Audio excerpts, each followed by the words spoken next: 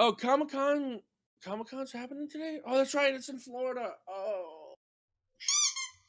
I miss Comic-Con, man. You I miss miss being in GCX. Florida. Huh? What's that? He misses being in Florida. I don't Yeah, miss I being miss in living in Florida. Florida. I'm upset that I miss Comic-Con, though. And I said you miss the GCX. And you live in the same state. You probably live, it's probably across the road from you and you don't know it's happening. I don't. No. See? Datto could be standing outside your door, vaping, for all you know. Pretty sure if when Dado was GCC standing comes. outside my door, his armed entourage would give me a clue. He hasn't got an armed entourage. Or one of his Lamborghinis. Oh, okay. Later, T-Rex. Let me know how Comic-Con goes. Send us pictures, dude. Oh, so it's like that, is it, T-Rex? Not even sticking around for the show? He came by to at least say hi and make fun of you. That's enough. What did he say to make fun of me? Well, I guess you'll have to go back and watch the live stream. Mm-hmm. Got him. Welcome to Two Titans and a Hunter, a Destiny 2 podcast. Dedicated in bringing you all the latest information, news, and opinions. This is the best show for new and veteran Guardians alike, where we share tips, tricks, and tools to help you succeed and enjoy playing even more. So with all that said, let me hand you over to your hosts, the Triumph Hunting Titan Nitedemon, the pink-panted pansy Peroty, and your Hunter Master Rager, Mr. No One Respawns in Real Life! Oh dear. So are you prepared for today's TWAB reading, Respawn? As good as I can be. As you can tell, my voice isn't all there, but I'm going to try.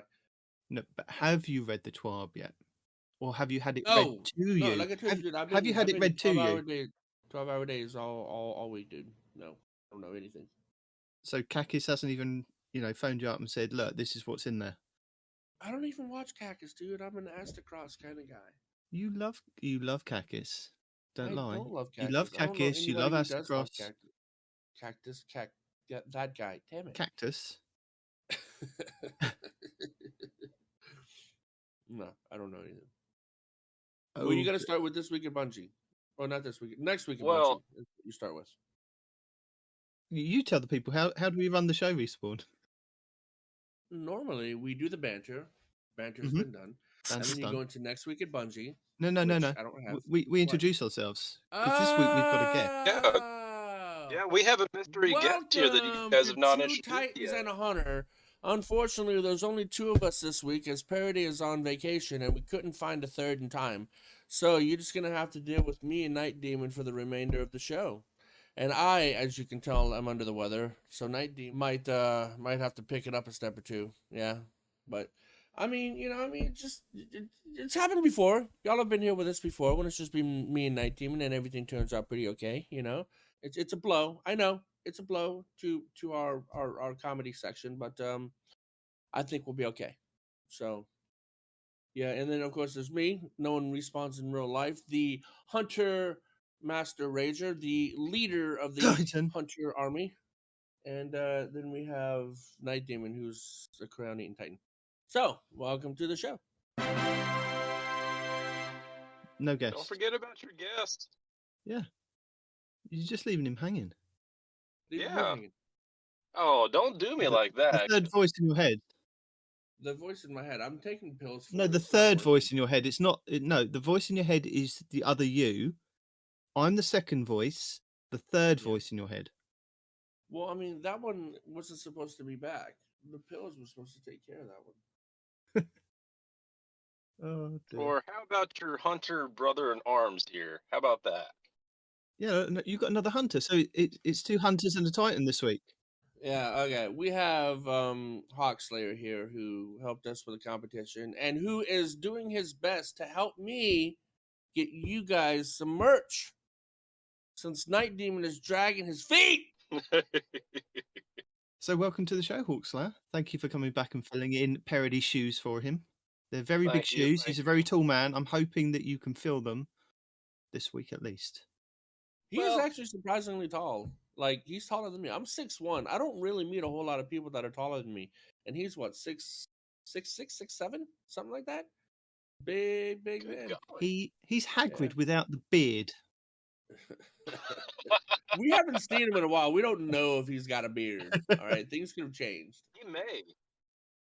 Yeah, I feel like I'm Harry up against his, Hagrid there. You're a wizard, Harry. I am a wizard. I do magical things. It's been far too long, guys. It has been far too long. So what have you been doing, HAwkSlay3r? I was going to say that. Yeah, that thing. No, you weren't. You were going to jump into the show and not let the man speak. Actually, I was going to ask him how much Destiny he played this week, but yours was just as good. Okay. Well, not just this week. In the last several months, I have played Destiny. I have not completed all my triumphs and stuff with the Solus yet, just because my ADD butt has been all over Destiny, and like I said, my ADD takes over, and I have to swap to a different playlist. But I have almost completed all my triumphs for that, and I believe that's going to be my first title I ever get. What, the Flamekeeper one? So you didn't you didn't get Dredgen? No, I have not gotten Dredgen yet. Has it got to a point where you were saying about your ADD, where you play a game and then play like a couple of matches in Crucible and then a couple of matches in Gambit and things like that? Is the seals for you like that you'll do a certain amount of them and then you'll just leave one or two that you just can't get to and just carry on? Yeah, that's essentially how it gets to. Like I'll just keep hop skipping, and then I'll think I've completed something, but then there is like a few minor details that I have overlooked or just not paid any attention to, and then I go back and look at it. I'm like, yeah, what got me for the Reapers is like, hey, do this, this, and this, right? And I was like, all right, cool. I only had one thing left, and I was like, how do I do this? And then when I clicked on that, it took me to a whole different subsection of about 10 other things I had to do. I was like, oh, this is another title I gotta do for the freaking Reaper, dude. It's like, what? But also, on top of all this, I'm working on starting up a disc golf shop in my hometown, as well as changing jobs as well. So all about that disc golf, huh, bro? So you've got a lot on. Well, I'm actually going to be a part-time store manager of the disc golf shop, and the new job I'm going to be going to is with the Carpenters Union in my local town, doing a Corps of Engineers job on the dam. Yeah, it's going to be a dam job, and I'll be making literally double what I'm making now. What state? Just at Kentucky. Oh, okay, that's right. My brother just made the Carpenters Union in Illinois. Cool. So, Hawk, those are your real world qualifications. What are your Destiny qualifications? What do you like playing the most in Destiny? He just said a hunter. No, what does he like doing in Destiny? Playing a hunter. Okay. I'm not talking to you. Lately, I have been strangely addicted to Crucible, but I'm still keeping my PvE roots. I've been trying to keep up with Azure Demon and keep doing raids and dungeons and all that. Let's see, Nitedemon, was it you or Peroty that came to help me out on the duality dungeon last week? Peroty, probably. Yeah, Peroty. Yeah, we didn't quite get through it. We got to like the next or last one, and then everybody ran out of time. We tried though. K9, he's in our he's in the Frozen clan. He reached out to me looking for help, and I saw Peroty online. I'm like, okay, well, surely Peroty knows what's going on here. Nope, he's never done duality before. You keep forgetting, of the show, I'm the guy that does all the PvE stuff, dude. The high-end stuff, man. Nitedemon does some of it, but when it comes to raids and dungeons, I'm the one of us that does that. Yeah. Well, yeah, for the majority of it. Yeah. Well, you carried me through the last time, and I was trying to remember it, but it was like me trying to teach two people, where I thought that one person actually knew what was going on. Shoot this thing. But they Well, it's didn't. actually a lot easier now because remember when we went through and I was using that explosion build, which was just detonating everybody, and it kept teleporting us when we weren't ready. And we were Yeah. dead. It was so Uh, bad. But luckily, that Actually, doesn't happen anymore as of last week. Yeah. well, for us, we still had some issues of that. Like I would throw my my special grenade, or not my regular grenade, but the gunpowder gamble Yeah. on enemy, and it would blow up next to the lamp and send us over. And I'm like, you gotta be kidding me! Well, no, I think they Still? only just fixed. No, I think they fixed that this Tuesday. Just gone. Okay. Yeah, Yeah. this was like the previous week before Yeah. that. Yeah. Fair enough. Well, So you hopefully do we don't you have do to a deal bit with of that anymore. PVE, you do a bit of PvP. So that's good. You've got an Um, all-round kind of opinion on the game, which is good. Well, I mean, I gotta play the entire game. I don't want to be one of those guys that's only PVE or only Fuck you. PvP. Not trying to bash anybody out there unless you respawn. that was reactive. I didn't mean that. Yes, you did. It's okay, respawn. We know you take everything personally. Uh-huh. But I try to make sure and pay attention to the game as its entirety, because PvP is still a part of Destiny, and so is PvE. Yeah. So you gotta take all the frustrations total, because you're gonna have frustrations no matter where you go. Yeah. And I think we've got some frustrations or some feedback from the community to go over when we go through this week at Bungie. Oh, absolutely. Oh yeah. But should we kick things off with next week in Destiny?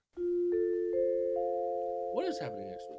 Next week it is the final week of Solstice. So if you're looking to get your Flamekeeper Yay! seal and guild it, next week is your last week to do all those little bits. And I don't know how Peroty managed to do it in a week. I don't know if he gilded the title, but to get that Flamekeeper seal, I thought he just gilding it. He just says he has it. Yeah, I think there's like 4 other things that you have to do to gild it, isn't there? Like I have no idea. yeah, rank up 12 enhanced armor pieces and things like that, which isn't too bad once you've already got one armor set maxed out with kindling and things. You just need the silver leaves and then the dust or the ash to upgrade it. So that's what I'm slowly doing, and I think I've got PvP left to do, or PvP or Gambit, kill some more Guardians, and then just the few gilding bits. But it must have taken quite a bit of time. So admittedly, I haven't been able to play as much, but yeah, next week is the last week to do all of that stuff. So good luck. And Godspeed. Exactly. And next May week, the odds be ever in your favor. yeah. Next week, you can defeat Protheon in the Inverted Spire Nightfall, which is one of the easiest Nightfalls to do. And you can also enjoy extra Nightfall rewards all week long. Oh, So not definitely ranks. spam it. What gun is dropping? Well, I can tell you if I go and look back on our show notes from the other day, if I can find it. It is miles up now. So the Inverted Spire next week, champions are Barrier and Unstoppable. Okay. We have Shields of Arc, Solar and Void. Ooh, And lovely. Arc is going to be giving you 25% bonus damage, and you'll be taking 50% bonus damage from Arc as well. And the Hothead, which is the rocket launcher, is the main weapon. But I think Ooh, I think there are 2 nice. weapons, aren't there, each week that drop, but the main one is the Hothead. I still need a good hothead. I am definitely spamming it, 100%. So yeah, Wait, you still haven't gotten a good one yet? No, the one I have is complete trash. Once you get a good one, you'll just stop looking overall. Just be like, okay, I'm content with this. Well, yeah, I know the role I'm looking for. I just don't have it. But yeah, no. If it's gonna be double rewards and easy nightfall and it's spammable, bleh, then Yeah. absolutely. Heck yeah. Titans with their Yeah. chest pieces that do extra damage on smashing and bashing and flying through the air. Yep. That'd be And worth I'm gonna doing. say this: while it's in my brain, I gotta find it first. Is this it? What are you finding? Your brain? Well, I mean, no, that's been long gone. So if you have a weapon with adaptive munitions, right? So I know I keep talking about the point of inquiry. I really like that scout rifle. People have issues because it's a slow firing, high impact, but it's got adaptive munitions and Genesis. This is going to be one of those times because you got all kinds of shields with all kinds of different flavors on them. This is going to be your bread and butter. It is a void. So the void shields are going to go super quick.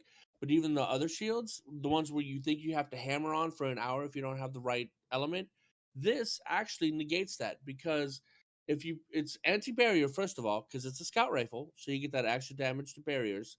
Good. And it's adaptive munitions, so every shot you land gets stronger and stronger until that shield pops, so you reload your magazine.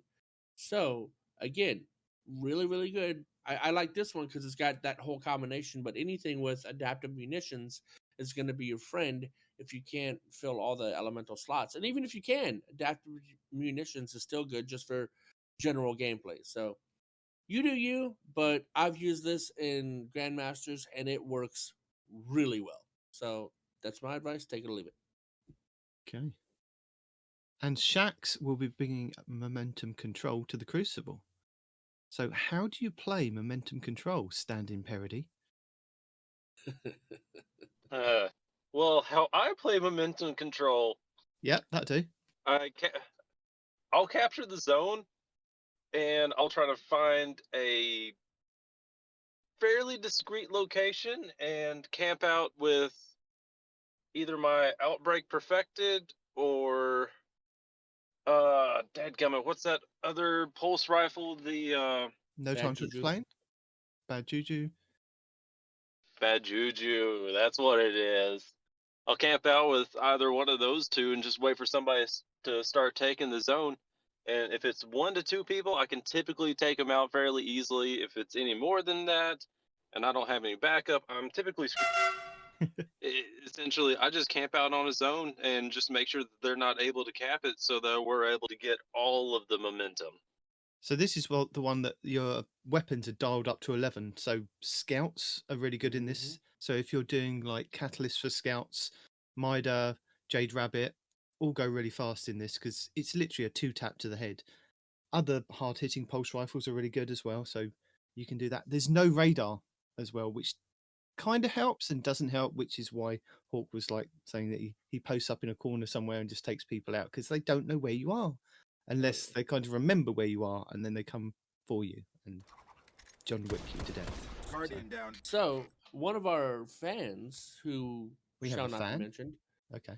was talking about how they'd like us to add a segment to the show about the weapons we recommend, like a weapon spotlight every week, just something that we recommend for whatever reason, just a weapon to talk about. Mhm. And I was going to talk about the bad juju, but since you brought it up, why do you like the bad juju in Crucible? For me, overall, the Bad Juju, it's an all around excellent gun. Like, Okay. there's not really much wrong with it. But the fire rate is excellent. The reload time, I don't really have any complaints with that because If you're with reloading, my you're doing hunter, something wrong. well, sometimes I don't get the perks to pop whenever I need them to, so I do have to reload. But like I said, okay, I just said I played Crucible. I never said I was good at it, okay? No, we're not saying that. I'm just messing with you, dude. No, the reason I say this, for those of you that don't know the gun, is the Bad Juju is an exotic pulse rifle. It's not a legendary. It's an exotic, right? It does take up an exotic slot, so you do have to deal with that. But I think it's incredibly worth it, especially in something like momentum control. Because, like you said, it's got a great rate of fire. It's a 450. It is standard full auto, so you don't have to keep pulling the trigger. You just hold it down and you go to town, right? For every kill that you get, if you manage to get a crit kill, it reloads your magazine to full, right? And you just kind of keep laying on that trigger. And for every kill you get a stack of String of Curses. And what String of Curses does is twofold. Number one, the more stacks you have, the more super you get every kill. and the more stacks you have, the more damage you do with the bad juju. So it's almost like a 2-for-1 rampage, right? So it gives you more super and it does more damage, and you get the added bonus of every time you kill something, as long as it's crit, it refills that magazine. So overall, the bad juju is an incredibly effective and dangerous gun to use in PvP, where weapons have the higher damage perks. You know what I mean? Because there's other scout rifles out there that are not scout pulses out there that are overall better. That might have more stability or more range or whatever. But as a package, the bad juju is and always has been my favorite gun in the game. It's just really, really good. And momentum control is one of the places where you can let it be there while Flourish. exploring. Yeah, flourish. That's the word. Yeah, I mean the legendary versions that you've got Chattering Bone from The Last Wish, which is also a 450, and you've also got Blast Furnace, which is an really old weapon that's capped at 1350 from the Season of the Forges. In Chattering Bone, you can get full auto. It has a chance to roll full auto, but it doesn't come inherent. So, No. yeah. Yeah, I Well, mean, so sorry. I was Go just on. going to break away from the whole pulse rifle theme that you have going on. I found a auto rifle called the Firefright that I have just fallen in love with. Yeah. Well, there's only one perk on here that's just absolutely useless. I have air assault on mine, which is absolutely useless. But it has chambered compensator, ricochet rounds, osmosis, and extrovert. I take full advantage of that osmosis because all I gotta do is throw a grenade. I don't have to hit anybody. I don't have to cause damage. There's no other requirements other than chunking a grenade. And with that right there, I can have a triple solar weapon build again. Okay. I haven't been able to do that since So Destiny 1. you're talking PvE. You're talking PvE. I'm talking PvE or PvP. Why Yeah. would you want triple solar for PvP? Because he might just want to. Well, it helps out in Gambit, which is PvE and PvP. Yeah. But whenever I'm in Crucible, I like to build up those solar stacks so that I can get that gunpowder Roaring Flame? gamble. Oh, sorry. I was thinking Titan. Oh, I see. So with that right there, every kill I get with the auto rifle, it just adds to a stack for the gunpowder gamble. So I'm able to get that a lot quicker versus just using Vex Mythoclast and Apex Predator. Okay. So that gives me 3 guns to build up on that, which builds up a lot faster than you'd think. All right. So you think Osmosis is better than like Focused Fury or Surrounded or Adagio? Well, it really depends on your playstyle. If you're trying to build up solar stacks to get the gunpowder gamble, then I would suggest my strategy. However, if your playstyle requires one of the other perks that you listed, then yes. I mean, like you guys have always explained. You want to avoid getting surrounded, I would suspect. But Adagio, Right. slower fire rate for more damage. That's not bad. What's it, 450? Yeah, it's 450. Yeah, it's a 450. Yeah. I think Focus Fury is kind of wasted on it. Maybe, yeah. I mean, you've got to deal half the magazine as precision damage on an auto rifle to get the bonus weapon damage, which only lasts for 11 seconds for a 20% increase of damage. So, yeah, I mean, I can see the reasoning why you'd want Osmosis on there rather than the Focus Fury. And it is a weapon that you can craft. So once you've got the 5 frames, you can take it to the crafting table, craft a really naff version to start off with, and then just level it up to, I think level 15 is the one where you can unlock all the perks for it, go back to the crafting table, and then 15 and 16. make it how you like. So, like, for your playstyle, I would assume Osmosis and Well-Rounded. Because Well-Rounded, throwing a grenade, all you got to do is throw it or hit a target with a charged melee grants a stacking bonus to weapon stability, handling, and range. So if you're already chucking grenades anyway, you know. Yeah, that's a good idea. Yeah.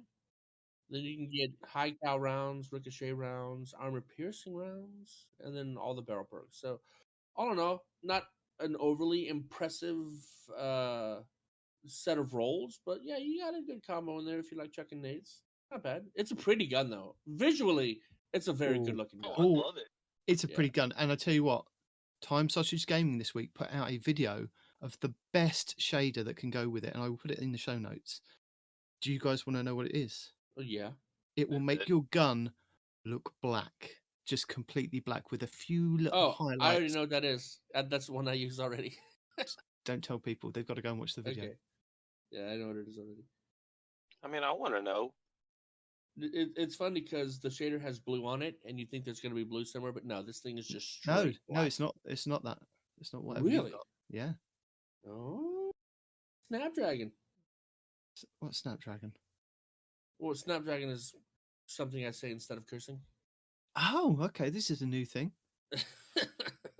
I could also say summon a biscuit. Yeah, yeah. I don't think we've ever heard you say anything apart from swearing. Where were we? Oh, that's where we were. We were talking about momentum control, then we went on to guns. We've talked about some guns. Wow, we tangent. we did. We took a full left turn and went on a U-turn, and now we're coming back to next week in Destiny. Your pinnacle raid for next week will be the Deepstone Crypt, and your pinnacle dungeon will be the Prophecy Dungeon. But you still have access to the other dungeon and the other raid, Vow the Disciple and Duality. That's the other dungeon.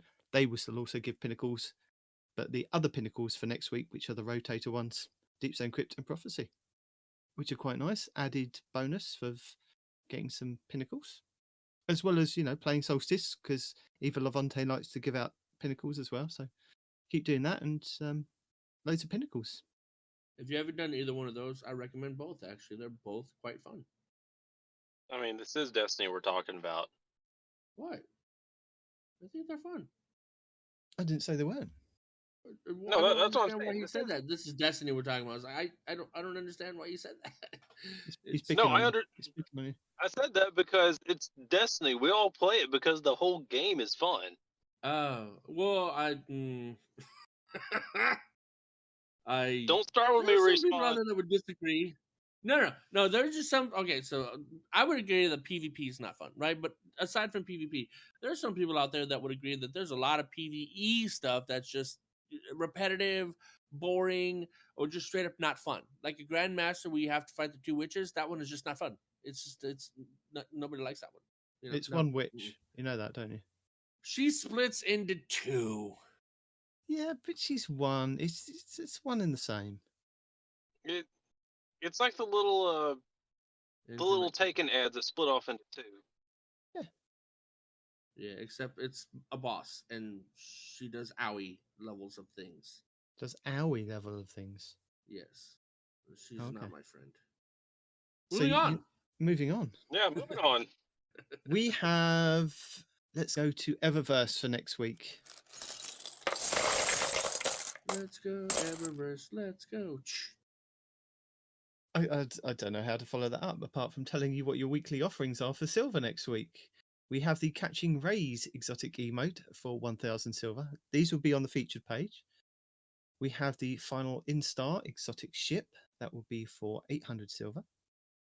We have the Iron Severance, which is a silver-only item this season, which is a legendary finisher for 800 silver. So that's one to look out for. The Quadricycle, which is the Mario Kart go-kart. Oh my God, I bought that immediately. Oh! Featured next week, 800 silver. And then... Wait, no, it's here now. I know. I'm telling you, no, but this is, we discussed this last week. We're not going into the full stuff that's available for silver because it's on every page and they just advertise it all the time. Fine, whatever. I don't care.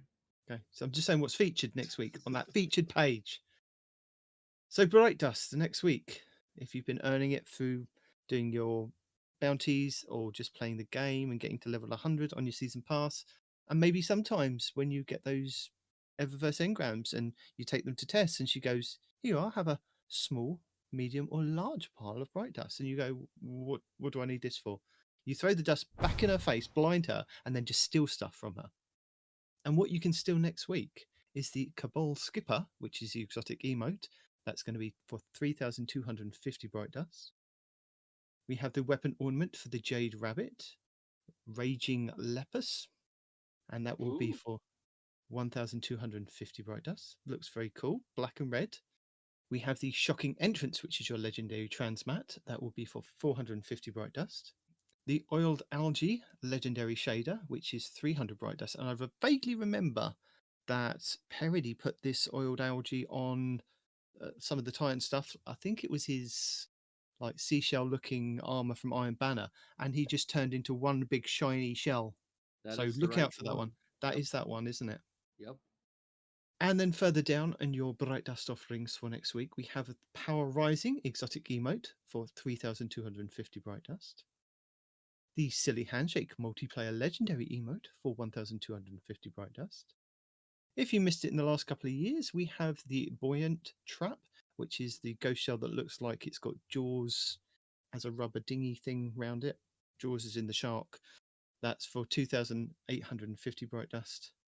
The crab cycle. So if you are looking to get the crab, which it looks pretty cool, the sparrow, that would be for 2,500 bright That's the dust. same one that was in the movie of the week, if you're curious. Okay. The Summertide Kite exotic ship, that will be for 2,000 bright dust. The really cool ornament for the Forerunner sidearm, the Gilded Honors, will be available for bright dust next week for 1,250 bright dust. And then finally, we have the Binaval Projection, which is your legendary ghost projection for 1,500 bright dust. And then the week after, if you want the Mario Kart cycle and you don't want to spend silver, it would be available the week after for 2,500 bright dust. Because it's weird that they've got some of the stuff from the solstice that's overlapping in the following week into the bright dust. Because we have the ghost shell that's in the donut ring, and the weapon ornament for the with the horde, and a couple of other things. I don't know if that's just a glitch in the matrix, and Today in Destiny have got it wrong in their Eververse calendar data mining, but that's what it says. So hopefully, just to be able to pick up some stuff in the following weeks. It could just be Bungie. You never know. Yeah, I mean, normally what happens is that when an event goes on, they have the event stuff for the same weeks, and then when the event's not on, they take it out of the Eververse. So if Solstice finishes next week, there won't be a fourth week of it, but there seems to be a fourth week's rotation of stuff in the Eververse counter anyway. So hopefully. And then if you've been looking for the Thundercats Lion-O Thunderous Sword, that will be in the final week for 700 Bright Dust. Just thought I'd say. That's what I'm waiting for. I bet you are. Oh, It's yeah, a good one. it is. Good news, Respawn. What? We don't need to go through any of the challenges because that was it last week. We hit week 10 of our challenges. So though you've got the full plethora of challenges available to you to do as many as you like, as often as you like, and just do all of them all in one go if you like. So that means is what I meant to say. Oh. Yeah. And if you complete 72 out of the 75, that will award you a large pile of bright dust, which I think is about 4,000, which is pretty decent to get, wouldn't you say? 4,000 for just playing the game? It's a big old chunk, and especially Yeah. since sparrows cost what 25 bright Yeah. dust, 2,500. And you get Yeah. bright dust for doing the challenges as well, as I've right. read for the last 10 weeks. Bright dust and challenge XP plus and more plus, extra many pluses, all the Stop. pluses. Stop. Well, 4,000 bright dust isn't that much compared to Paroty's 50,000. Okay, Paroty's an anomaly. He is not your example to be using. Okay. The thing is, mean- Peroty doesn't play the game as much as some people, and for him to amass that just means that he isn't spending anything. That's all, what it says to ever. me. Yeah, I dabble on the occasion. I think I've got half of what he's got because I dabble. I buy stuff. And I'll buy something if I see something interesting, like a fancy sparrow, or there's a exotic skin out there that I want for one of my weapons. Yeah. Or if I just see something that catches my eye. Yeah, like the doggo emote, which is still available. And no longer breaks the game. No, but you get the added bonus of feeling good for giving money to Bungie for their charity work. Yeah. And if you don't know why that's a charity thing, go back a few weeks and read the TWAB. It's about a kid and a dog, and it's tear jerking. Nitedemon cried. It was very emotional. I did. So, Even Deacon cried, and it takes a did. lot for her to cry. Yeah, I heard she doesn't have any emotions, so that's impressive. She doesn't have any tear ducts, so it's quite hard. No, I didn't say that. Don't come after me. Anyway, moving on to our Lost Sector rotations for next week. Monday, the 1st of August. My God, we're in August already. We Well, have not the yet. K1. We still got a few days. No, but Monday, just Monday. Yeah. When this show arrives in your earlugs, in your earbuds and Earlugs. earlugs, yeah. Is that what you guys call it over there? No, I'm just making words up. Just go with it. Okay. Yeah. We have the K1 Communion on the Moon giving you exotic helmets. Tuesday, the 2nd of August, will be the Conflux on Nessus giving you exotic legs. Wednesday, the 3rd, will be the Metamorphosis on the Throne World giving you arms. Thursday, the 4th of August, will be Sepulchre on the Throne World giving you exotic chest pieces. Friday, the 5th, will be Extraction on the Throne World giving you helmets. Saturday, the 6th, will be the Excavation Site 12 on the EDZ giving exotic legs. Sunday will be the Skydot 4 on the EDZ giving exotic arms. Monday the 8th, which will be the final one in my list, will be the Quarry on the EDZ giving exotic chess pieces. And we have guides from Legionless, Time Sausage Gaming, PV Shifty, and Monkish Jam available in our show notes for each day. I also have Abontis' YouTube channel and Today in Destiny Lost Sectors, which will give you a breakdown of, like Peroty said last week, what burns there are and how many champions, what champions are in there. So if you're looking to look at it before you go in and kind of get yourself set up, rather than stand in front of the flag and then set yourself up as you're getting shot in the back by a cabal, you could do it that way. Also, the other reason why you want to be doing the Lost Sectors is there are triumphs tied to these Lost Sectors. Which there always. There is. And I've done my 3 EDZ ones this week religiously. I got on, I did my master version first. I thought I'll tackle it first. So I'd go in and do the master one. So I did the master one, run through flawless, and open the chests to get the 2. I think that you have to do one on master, and then one flawless on master, and then you have to run through on legendary. So that those are the 3 for each of those, and that's for each one of the Lost Sectors. Plus, you get some good stuff out of it sometimes. Get some goodies, yeah. Yeah, some exotics. If Xur at the weekend does not bring you what you want, you can try and farm the Lost Sectors to get an exotic helmet or chest piece or legs, whatever the whatever fits your fancy. Exactly, whatever rubs your nubbin. No, okay. Pretty sure that's a crime. Okay. Whatever helps you sleep at night. There you go. Yeah. Whew. So record time. That's taken us 6 hours to get through all of those bits. That's it. Yeah. What he said. Yeah. Moving on. Yeah. Moving on swiftly. We have the Destiny 2 hotfix 4.1.5.1, which Peroty normally tells you that Destiny have done, but one of us is going to have to. And Respawn probably has not got it up on his screen, so I will quickly run through it for you. Just to tell you, right now, what are you talking about? No, it's not in the 12. The whole time. It's not in the 12. That's what I'm saying. Then never mind. Exactly. So this was the hotfix that went out on the 26th of July, at the beginning of the week, and this fixed an issue that prevented silver leaves from being awarded when completing certain activities. Hence, the following activities now grant them: Sever, Altars of Sorrow, Nightmare Containment, Blind Well, Dares of Eternity, and Patrols. And with that, not in this hotfix, but Cheese Forever as an AFK farm that allows you to just stand near the Altars of Sorrow. Not even participate, just stand. And when teams complete Altars of Sorrow, you get participation leaves. So I will link that in the show notes because that is well worth knowing. Or if you're just doing stuff on the moon and you're in that area and you don't want to participate in it, you can get stuff. So that's good. Get kicked. I guess they'll tell you how. Yeah. They've also fixed an issue where the investigation campaign mission could be exploited for silver leaves. So again, there is another exploit on the Ghosts mission, I believe, for the Throne World. And I think Cheese has put out a video for that. So go and check out his channel for that one, because it's exactly the same kind of way that it worked the last time. You get to the end without picking up the final checkpoint. One of you leaves. As long as one of you's in there, swap to a different character, come back, gain the leaves. And they've added weekly rotating modifiers to the Bonfire Bash activity. Okay, so there things do things in the Bonfire Bash now.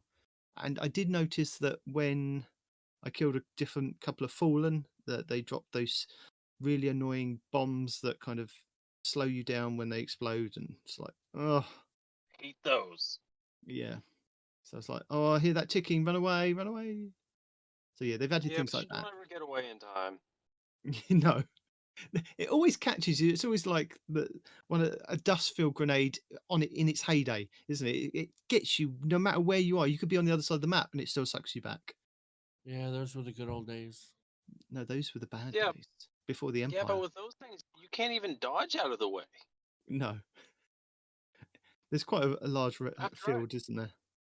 Well, that's because it also it doesn't fully suppress you, but it semi-suppresses you, so that even if you had full dodge or whatever, it just takes it like one tick below full, so you can't use your dodge or your grenade or any of that. So Yeah. stupid. It just suppresses you just enough to piss off. Oh Yep. yeah, which for me isn't much. No, we know this. We do. And Hawk, I'd prefer if you refer to the Respawn book of slang for swearing, if you're going to swear. Oh, I didn't even realize I did. I didn't hear Oh, I missed something too. What? Look, if he's not going to swear, somebody's swearing. There's going to be ducks, dolphins. Oh, there's always. I mean, in the beginning of the show, I did a few times, so there you go. You know. I mean, if I need to get colorful, You get creative- colourful. There will be a duck or a dolphin in there. Just saying. Well, I refer to colorful as what you would call creative. No, so- no. My daughter's creative. It's not the same thing. My daughter can paint very well. That's creative. What you're doing is not. No, that's not No. the same thing. No. Anyway, getting back to the gameplay and investment, they fixed an issue where this year's Solstice armor ornaments displayed a purple hue rather than a blue one when using the Stasis subclass, so they fixed that one. They've also fixed an issue where the Dreamwork origin trait would activate for other weapons, allowing overflow for all gear equipped. Oh no! I knew they were Respawn gonna rant! fix it. No, I mean they were gonna fix it. Dude. We knew It they was were not gonna fix it, intended, but yeah. it was fun. It Yeah. was fun while it was there. And apparently, we all owe a certain dungeon boss an apology. Now, does that count if you haven't been into the dungeon and killed that boss? Because I feel that I didn't go anywhere near Keitel when she was in the dungeon, well, anywhere at all near Keitel in that dungeon. Oh, I've so killed I don't Keitel so owe many times. So what are you her an referring to? apology. I think it's because of the overflow perk or the origin trait perk, Oh, that no. that Dreamwork thing. I think No, we just people went in exploited there that. with Keitel, and everybody had the Storm Chaser, which again now the Storm Chaser you can't fire as fast, so that's double sad panda. But yeah, I mean everybody got a Storm Chaser. You can still one phaser, pretty easy. So I don't have one, so. that's because you don't do the raid. What is that? What? That was like you pretending to be a robot. Raid. A little bit, yeah. You don't Yeah. do the raid. You got to do the raid, man. I'm going to try and do the raid. Anyway, Yeah. they fixed an issue where the last word was doing more damage than intended. Did they? That sucks. They did. And they've also fixed an issue where the Seashore pack content was not being received by players. And that was your I hot gotta tell fix. you, man, whenever it comes to fun patches, and we've said this multiple times, and everybody knows this, but when it comes to the fun things in the game, the things that benefit us as players, Bungie's always real quick to fix it. And the stuff that we hate, the stuff that needs to be fixed, they never touch. Or it takes them forever to touch, man. It's Well, like no, their they are priorities gonna are always do things. backwards, man. What? They are going to touch things. I mean, Wait, what? I don't know where to go with this. I don't know either. Well, we're going to go to this week at Bungie for the 28th of July. So we can start there and just explore.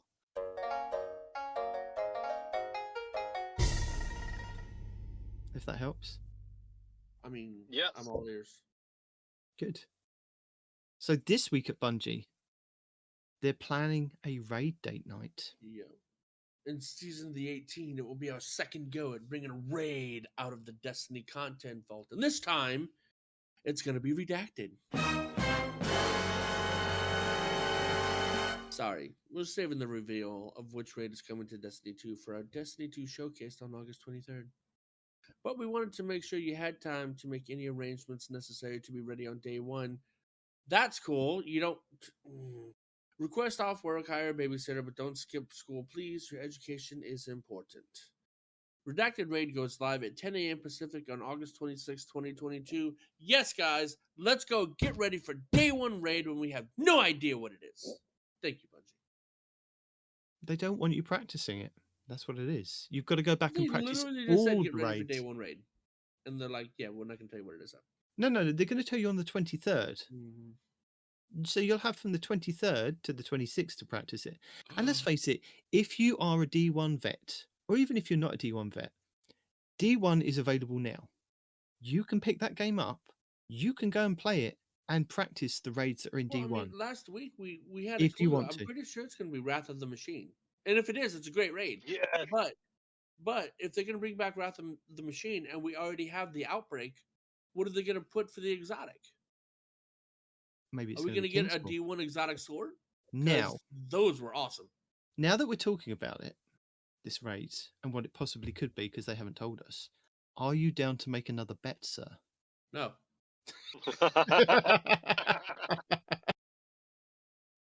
Damn it. I was thinking, I could trick him into thinking it's going to be Wrath of the Machine if I pick King's Fall, because he will definitely go with the Seaver raid, and it probably won't be Wrath of the Machine, and I'll win again. And I will force you to be a Titan main for the rest of your days in Destiny. That was my ultimate goal. No. I if was you want to take a bet eviling that it. doesn't involve playing a Titan, we can go there. Like you want to bet on some silver or some glimmer or whatever, but no more than How do I give you the glimmer? BS. How do you how do you give me the glimmer? I have a sparrow that spits it out from behind. I'm not going to be running around after that for a long time. Oh dear. So what happens if it's what happens if it's the Crota's End raid? Well, then we do what we did last time. We came to a compromise if it was a draw, and we would both main a Warlock or something. But he doesn't want to go down that route. He doesn't. He's chickening out. He's cage kerneling it out. I need to play a hunter at some point in time. Okay. Watch it still come out, the Wrath of the Machine, even after all of this banter. Anyway. I mean, no, if it does, great. But I no more Titan playing shenanigans. I'm done. But at the end of the day, if you are preparing for this raid and trying to get involved in the raid race, you can have access to Destiny 1 and go and play those raids and get used to those raids again. Because if it's the Seaver one, they'll probably put like champions in there. If it's the Kingsfall one, it'll be Hive, and it might be Lucent Hive that are in there. So you kind of know how to fight those. So I don't see this as an issue, to be honest, keeping it a secret. Do you guys see it as much of an issue? No, but it's just what do you call it? Just them trying to spin up hype. That's all. You know? And the thing about it is I don't think they should be spinning up hype. They're trying to keep people interested in the game, right? By spinning up hype. Oh, there's a new raid coming. I wonder what it could be. Yada yada yada yada. But the problem is everybody's gonna pick their favorite raid, right, in their mind. And if it comes out and it's not the favorite raid, well, you just turned a hype train into everybody just being kind of you know? Just wait. I understand why they're doing it, but if you want to get the best reaction, Bungie, don't build up hype where people have to use their imaginations. No, just hey, on the 22nd, be like, hey, we're releasing a raid tomorrow. Ta-da! And then people don't have. No, enough but the thing is, people knew that the rotation was going to be raid dungeon. So we've had the dungeon this season. Okay, fair. The next season, it's the raid, because they already told us that. Maybe they shouldn't have told us that, but I think that they wanted to get people interested in what was coming in the plethora of stuff that they were going to give us. And do you remember back when Destiny used to publish and go, right, this is what you're getting for the full season. Week by week, it would tell you exactly what was coming. The And roadmap, yeah. yeah, people complained so much that they didn't want to know what was coming. Now people are on the other side of the spectrum. Is that Bungie are going, well, we're not going to tell you anything until we're ready to tell you something, and it's No, going to be no, like 2 or because 3 days before. Bungie's like a big brother with candy behind his back. He's like, hey, I got something, and I'm not going to tell you. It's like, Yeah, what's wrong with that? why?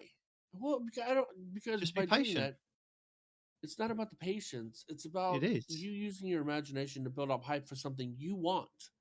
And whenever it's not what you've been looking forward to, then you're met with disappointment instead of hype. You know? Don't give us a month? It's almost a month to sit here and consider what raid we're going to be coming after, and they keep poking that bear. And if it's something that the majority of us weren't looking forward to, then what? You've just disappointed a lot of people that have been waiting for a month to see what was coming. How can you be disappointed at them bringing back a raid? Not all raids are good, dude. Sorry, not But every raid was a winner. No, but it's a raid.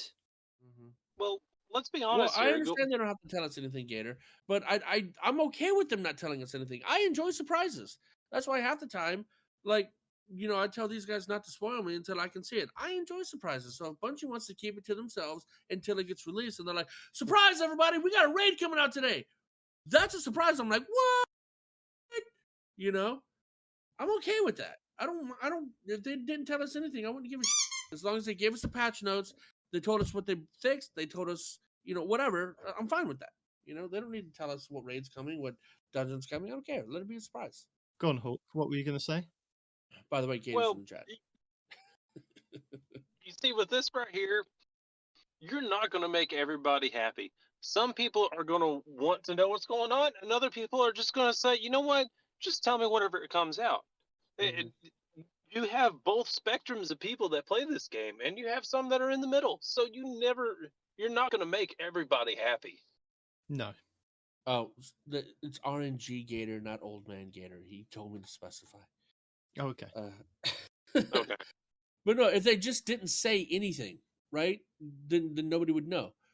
If they just didn't say anything about a raid and the raid came out, well, then who are you disappointing at that point, right? Because you didn't kind of let slip out that a raid is coming. What are you saying? Are you saying that you would prefer Bungie to just, at the beginning of, say, Lightfall, just go, we've got Lightfall, you've got 4 seasons, we're not telling you what's in those season packs, but there will be 4 seasons to the equivalent of what was available in the Witch Queen and those 4 seasons, and we will just leave your imagination up to you, and then as they come out, they do what they're doing here and just go, right, this is what's coming out next month for that season. Would you prefer that? Even them telling us we're going to have one raid, one dungeon, one raid, buy one the dungeon. game. Yeah. Yeah, but I think that they had to get people interested in the Witch Queen, and they had to say, if you buy the Witch Queen and you buy the 4 seasons, you will be getting raid dungeon. Admittedly, you had to pay the ultimate price to get the 2 dungeons included right, in but that. they left that ambiguous, right? Yeah. Now they're saying it's a raid coming back from D1. Well, now they're going to get their hopes up because some people really like a lot of raids from D1. Like me, I'm a Wrath of the Machine kind of guy. You're a King's Fall kind of guy, right? No, we I like different raids. I like all the raids, but I'm just saying, and you have to be specific on the wording. It says coming up in season 18 will be our second go at bringing a raid out of the Destiny content vault. Now, they don't specifically say Destiny 1 or 2, so they could throw a complete curveball. It could be the Leviathan raid. D2 raid. It could be Leviathan reprised. It could. They've spent a lot of time and effort to bring the Leviathan back for a season or another 2 seasons. Let's face it, it's going to be here for season 18 and then 19, and then possibly go away with like all the seasons kind of go away, or it could still stay. So it could be one of the Leviathan raids or the raid layers or the Leviathan raid supersized. It could be anything like that. You just don't know what they could pull. And honestly, I hope it's not the raid. I hope it's not the Leviathan, because for those of you that have done it, the Shadow Realm, that extra dimensional space he shifts you into, and you got to shoot all the skulls. That was the buggiest freaking part of any raid. Yeah, but I've you've played got to think that they've probably ever. fixed that by now.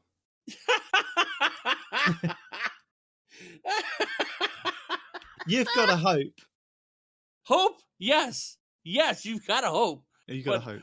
we're going back to what I said earlier about they fix the stuff we enjoy and the stuff that's broken. That raid was out for how many years? And they never fixed the bugginess in the Shadow Realm? Come on. Well, I vaguely remember them saying that they did fix some of the barriers in there. But yeah, even when they'd said that they fixed the barriers, you could still get booted over the top. I know what you mean. But yeah. Or yeeted in space. But you that say was my that. favorite one. You say it's that. like you get But shot aren't and there you go still backwards issues? into space. There's still issues in the Garden of Salvation raid, isn't there, in the end boss? Of course. But then they still haven't fixed those. They've just kind of left that, and you just have to deal with it. You kind of proving my point there, bud. And the same with Rourke. You were telling us last week when he decides he wants to run across and jump off the side of the map and just stay out there and then come back. Again, you can't hurt him. He's just out in no man's land. Yeah. I mean, there are things in the game that are just bugs that they either can't fix or just if they do it causes an even bigger issue. Whatever. Point is the stuff that we like goes away a lot quicker than the stuff we don't, and that's a proven point. That is a mathematically proven point. Well, I'm just excited that if they do bring back a D1 raid, because I've done all the D1 raids and I feel comfortable when they do bring those back, getting into LFGs and going, I can do this. I've played this in Destiny 1. I can even Sherpa people through. So I enjoy that. You just want a solo Crota. Just stop lying. I'm saying solo Crota again. As a person that can't raid with his friends and his clan as much, I find it quite hard to get into the new raids once it goes past like 1 or 2 weeks. And I kind of have to build myself up to go to an LFG and hope and pray that there are other people in there also wanting to try and learn how to do the new raids.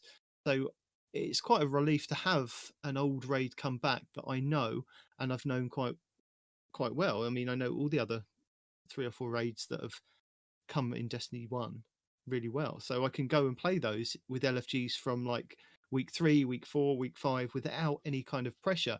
I mean, you could watch a video and just catch up of, what champions they put in there and what if they've tweaked any kind of the mechanics. Yeah, but they're pretty much similar to how they were in Destiny, or Vault of Glass is similar to how it was in Destiny 1.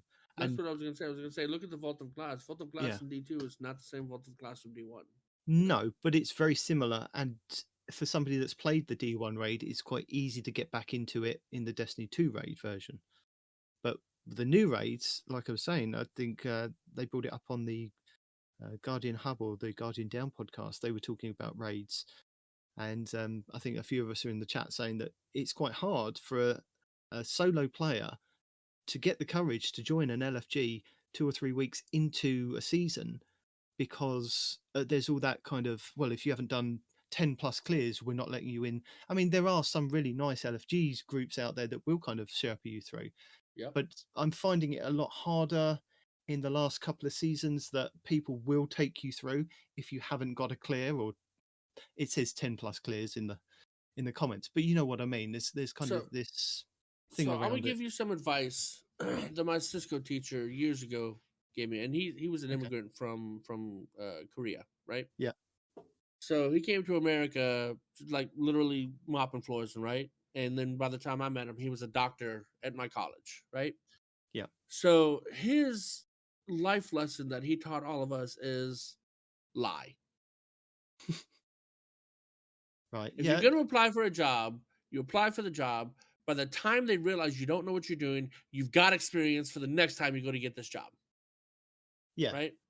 Same thing with the raid. Hey, tell them your experience, right? When you go into the raid, you have no idea what's going on, but you're learning. That way, when they kick you and you get to the next LFG, well, guess what? Now you've got some experience. I call that fake it till you make it. There you go, right? Fake it till you make it. And I used to do that with the Leviathan, Spyro Stars, and things like that. But over time, I think I've grown less confident about jumping into LFG groups with the amount of people that are saying that they want 10 plus gears. And I know, like you're saying, I could fake it and I could pretend that I've done it. Well, those guys tend to check your raid report. So maybe not those guys. No, but that's what the kind of fear is. So I don't think I'm the only person. I think this is what's holding a lot of people back from actually doing the raids as a solo yeah. player. And And not only that, but like we have that Tribe podcast thing that I people are on that thing 24/7, Yeah. right? So if you guys don't know about it, I can't remember the name of it, it's the but Demon will tell you here in 100.io. a second. Huh? Yeah. 100.io. 100.io. Yeah. And that thing is bumping all the time. I don't want to say it's as good as the Discord version, but I'm seeing people coming and going all the time, people looking for people. And the great thing about it is it's not necessarily a last minute kind of thing. If you know that you're going to be available Saturday night, you can go in there and they have schedules for all kinds of raids with slots open, and you can pick one for Saturday night, boom, and go, right? Hmm. So it's not even like you can pick what time you want to go, dude. It's even better, you know? Yeah. All right. So because this will be the raid, holy, we didn't even move. Nope. Because this will be a raid that many of you are already somewhat familiar with, we will be changing up the world's first raid a bit similar to how we did with the Vault of Glass. Here's what to expect. The raid will launch with contest mode enabled for 24 hours. You will need to be at least 1560 power, I'm there, and be at the cap for all of the encounters. Clearing the raid with the contest mode active is the first step to access the new challenge mode in the director and the special triumph for completing all of the challenge triumphs for each encounter. Completing the secret triumph, a curated list of challenges in this newly unlocked challenge mode, will be how a fire team crosses the world's first finish line and claims their prize. To enforce the triumph requirements in the challenge mode, your team will wipe if you fail the success conditions during any encounter. Mhm. So if you fail the challenge, you auto wipe. That is Yeah. also kind of cool. Challenge mode and the secret triumph will only be available for the first 24 hours. So make haste if completing it is on your bucket list. The first fire team to do so will be declared the world's first winner, pending a review from our team. If everything checks out, the final 6 members of the winning fire team in the activity will be awarded the coveted raid belts as a monument to their achievement. By the way, guys, listen to this. The final 6 raid members to complete it. So if you were part of the team and you subbed out and somebody else came in, you don't get nothing. You got to cross that finish line. So good luck. So And good with luck. that, 1560 is the power cap that we are for this season. Not the pinnacle. I'm 1570. 1570. Yeah, 1570 is the pinnacle power cap. So if you have reached the power cap of 1560 this season, you are good to go when this raid drops for next season. Contest mode is capping your light. I believe it was like 25 light below the encounter, isn't it? Yep. So the encounters will So if probably it's be 60, it would be 1585. 1535. And then don't each encounter go up by 5? I vaguely remember it going up by I'm pretty 5. sure, yeah. I think you're onto something. Yeah, sounds familiar. So I think it starts at 25 light, you're capped below. So the first opening area or whatever, or the first boss will be 1585. And then each kind of section that you get to after that will go up 5 in light. So I think you're like 40 light below. Yeah, 40 light below when you hit the final boss or something like that. Yeah. So there is this bit of a challenge to it.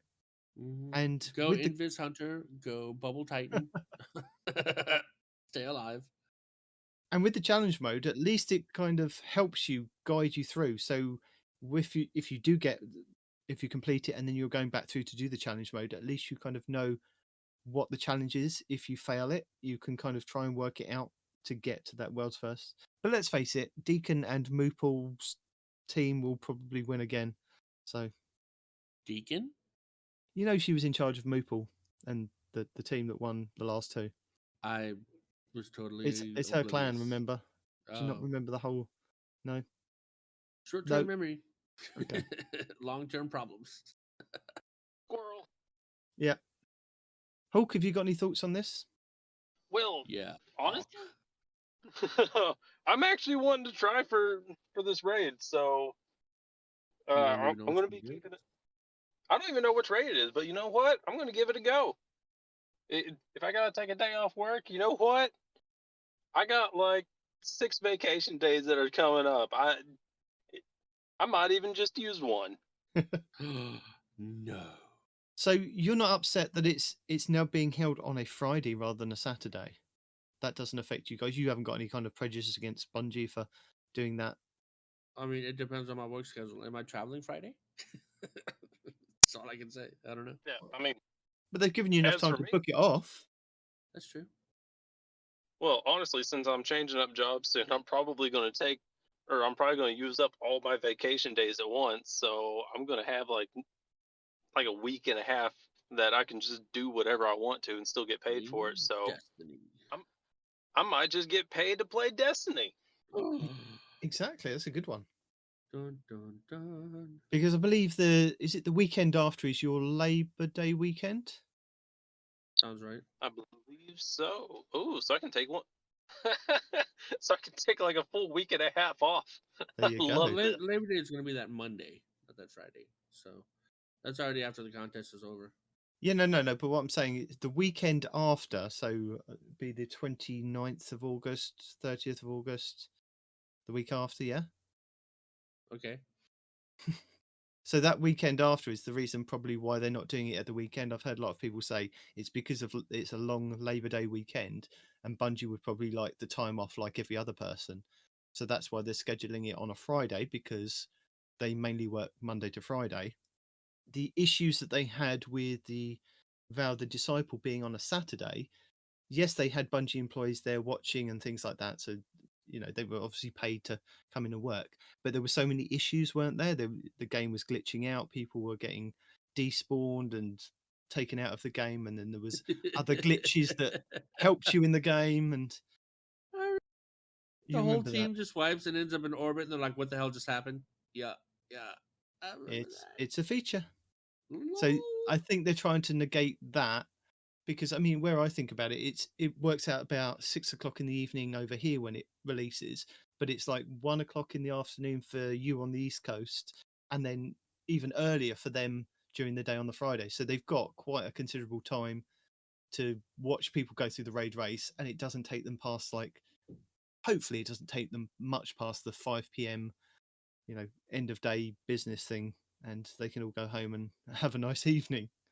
I mean, especially if it's a raid we already know, they're probably not going to be there all day anyway. So no. Well, you never know. They may put a crazy twist on it that nobody really sees coming, and nobody is prepared for. they already said that. That's So- exactly what they're going to do. So if it was a Wrath of the Machine raid, No. what do you think the contest parts of it would be? So you've got the initial room, haven't you? The first boss Probably with all like the for the boss TVs. room, a different person would probably have to throw the bomb every time, most likely. Yes.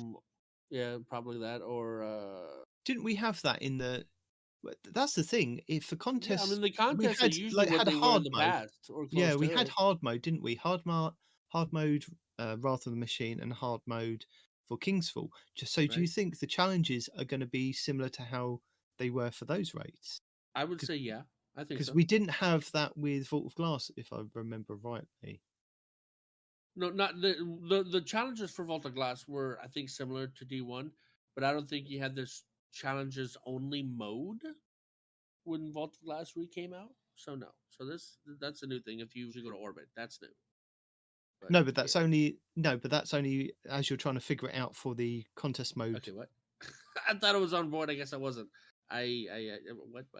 Okay, so for contest mode for the first 24 hours, you've Yeah. got to have completed the raid, and then there's a challenge mode in the director that you select to go and play to continue going for the world's first or just completing it in the first 24 hours. And Sure. if you fail any of the conditions that meet that encounter, your team will wipe. You don't necessarily go to orbit. Well, you will just wipe that encounter and start again. So it kind of gives you a clue of, so you did something wrong. So obviously we've got to work around that to get the challenge done. Yeah, but that's what I was saying though. Is if you've played D1, because D1 had challenges too that you had to do. Like the hard mode was the different way to do something, aka challenge mode, right? So I'm thinking if you did hard mode in the D1 raid, it's probably going to be maybe not exactly the same, but definitely similar. No, it's going to be I think. exactly the same, but only different. Wasn't it the first room that you encountered all those televisions and you had that end boss and you had to kind of slide under the doors, and didn't you all have to go in one doorway to start off with and rotate around the 4 doors? You couldn't split off and go into the 4 different Yeah, areas. you all had to go into the same exact door. Yeah, and then Yeah. that door would lock and then you'd have to go to the next one. Yeah. And then Well, the door's locked after use anyway, right? But you had the option in normal to go split the doors, right? Because you had 4 doors total. So if you split off, you got 2 doors, and then the next time you split off, you had just the 1 door, or even the 2 doors. You could potentially 2 or 3 phase the boss. So you had spare doors. But in the challenge mode, you all had to go into the 1 door. Even though Yeah. you had 4, you all had to go into the 1. I don't think there was much. Was there a challenge for the Zamboni, or was that? Oh, that was nobody was allowed to die, wasn't it? You all Right, had to I think survive so. the Zamboni run, as far as I Yep. remember. And then there was the challenge where you had to. You didn't have to open that pyramid thing, not the pyramid, the Rasputin thing, did you? On the different steam pipes, you just had to go through that kind of maze area. And now you're challenging my memory.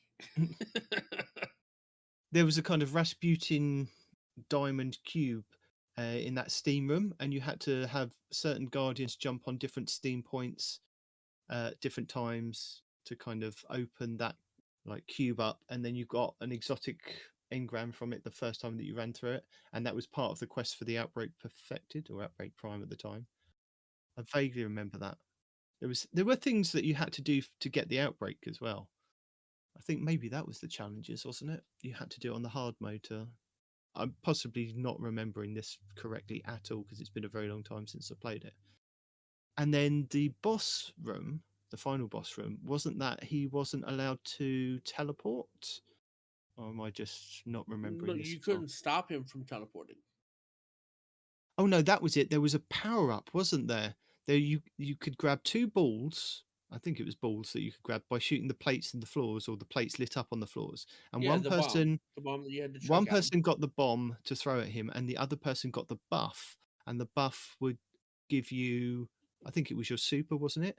Or more people go instead. But somebody had to be on that buff for it to count for the challenge.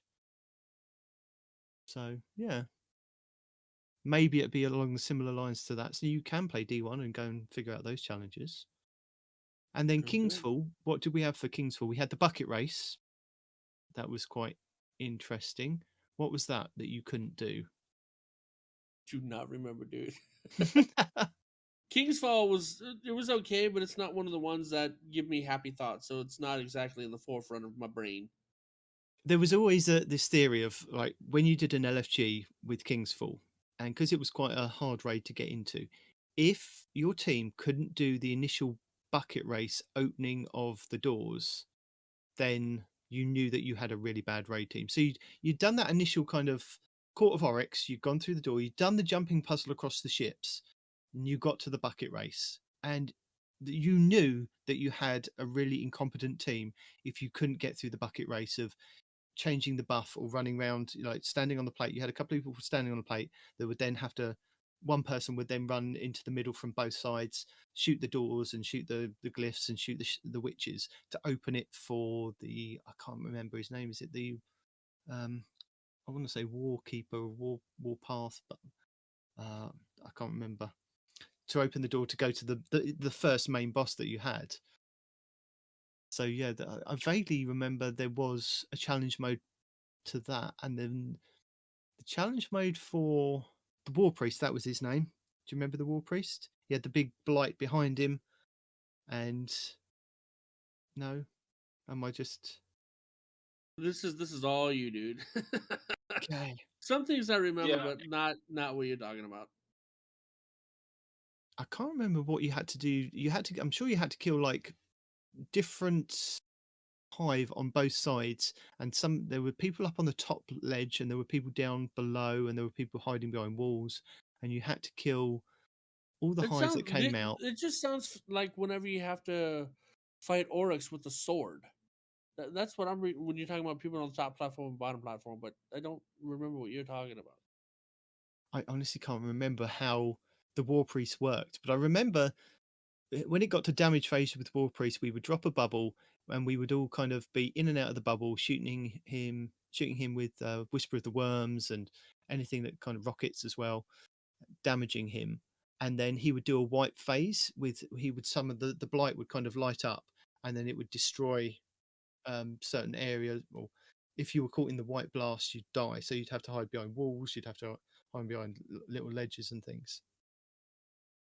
Oh, So okay. I remember what you're talking about now. Yeah. It took me a little bit. But do you remember the bucket race before to open the doors to get to him? Because that was quite hard. That was hard coordination for some teams. And yeah, that.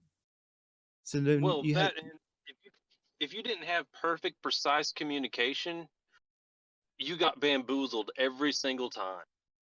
Bamboozled. That's a fun word. I'm trying to get a little bit more creative here, since No, Respawn I mean isn't doing it's a it. fun word. Yeah. Well, what do you mean creative? He keeps asking me, "Do you remember? Do you?" No, I don't remember. Man. I'm the wrong guy to ask about memories. Then War Priest led you on to Golgoroth, which was the blind ogre. I remember that. Ah, there you go. You remember him. And that room was the ogre was down in the middle, and then you had a couple of pools that you could He had jump to shoot the to. jizz above his head and stand in the jizz, and You had to shoot the little balls that dropped down, and the more balls that you shot down, you could pick up a buff, and the more buffs that you picked up, the more damage you could do to him. And there was that kind of bit underneath the initial area. Wasn't that like the Titan would drop time? down, put a bubble, and then shoot him, and then somebody had to shoot his back to open up. Yeah. And somebody you had some guy that had to catch aggro. Yeah. And you had some guy that had to shoot him in the back. I think that was the aggro guy. You had to shoot him in the back to get his ire. Yeah. And then I think that was the first actual raid mechanic where you had to get aggro. That was an aggro mechanic, yeah. And I think what they added with you had to get the stacks for the damage from shooting the different pools, and you had initially they wanted you to run from pool to pool to pool, didn't they? In the same kind of pit that he was standing in. But what you do is you'd initially just shoot the one ball down, or get enough buff to shoot that one ball to drop, and have enough buff on that, and stand in the Titan bubble and come out and kill him. But then what they added for the challenge mode, The worm was so good back then before they nerfed it. Oh, the challenge mode, didn't they add that debuff that made you explode? You turned green, or your screen flashed green, and after random person would get it in the team. And if you had it, you had to be away from the team. Otherwise, you kind of exploded and let out this kind of green light. And if you were standing near your teammates, you killed all your teammates, and you would be the last person standing. So everybody knew that you killed the whole team, which was quite fun. And you could deny it all you wanted, but it was always really funny. There's no denying it. You're the last guy standing. But if you were standing next to somebody else and they didn't die, it was always an argument with them. No, I didn't get it. No, I didn't get it. It's just like, one of you got it. Stop arguing. Let's just kind of sort this out and get on with it. So yeah, I sorted out. Just reset and keep going. Jesus. So it's like the buff that is it the debuff that you now get in the Vault of Glass, isn't it? That one. Is that you can get that on Atheon, can't you? He gives you that debuff, and if you stand near the team, you have to go and jump away from them, don't you? And you kind of explode. So it's the same kind of buff there. That's where they've got that from. And then you had the Wall of Death that you had to kind of climb up to get to the sisters. And I believe the sisters, didn't you have to take them out within a couple of seconds of each other, or within a minute? So the first one did the death song. You took her out, and then you had to then turn and get the other one before she finished. I think it was about 30 seconds after that. I vaguely remember that. And that, again, was you had to get buffs. And then for Oryx, you had to gather all the blights, didn't you? You get a buff from all the blights, and then you'd be able to damage him more. And that was the challenge mode. They all had to go down at the same time, didn't they? You had to have 4 people go off. 2 people always stayed in the middle and got rid of the ads. And then you had the 4 blights on the corners that would kind of slowly go into the ground, and you'd have to kind of go into them to explode them, and you'd all have to time it so they all exploded at the same time. Do you remember that? No? Yeah, but can we move on from reminiscing? Well, I'm just throwing out ideas. If these are the raids coming back, ideas, but we're not here yet. So we're not there. We still have a whole twab to get to, and I still have to go to work. You don't have work. You I only do have have serving work. the people of the podcast world. Uh-huh. Okay, so I suppose we better get on to the main part of the TWAB this week, Yeah, a bit, little bit. yeah, Just a smidge. which is matchmaking. So starting in season 18, and that's August 23rd, if you're unaware, they will be introducing some changes in how we play matchmaking in Crucible. This will be the first iteration that is part of a larger plan going through to season 19. Our world system teams are leading the charge on this transition, and here they are with a big info dump on what is to be expected. Hey guys, let's us talk about skill and connection, because it is a big topic. They know that it's been discussed with a lot of passion and goodwill in many places in the community and inside Bungie.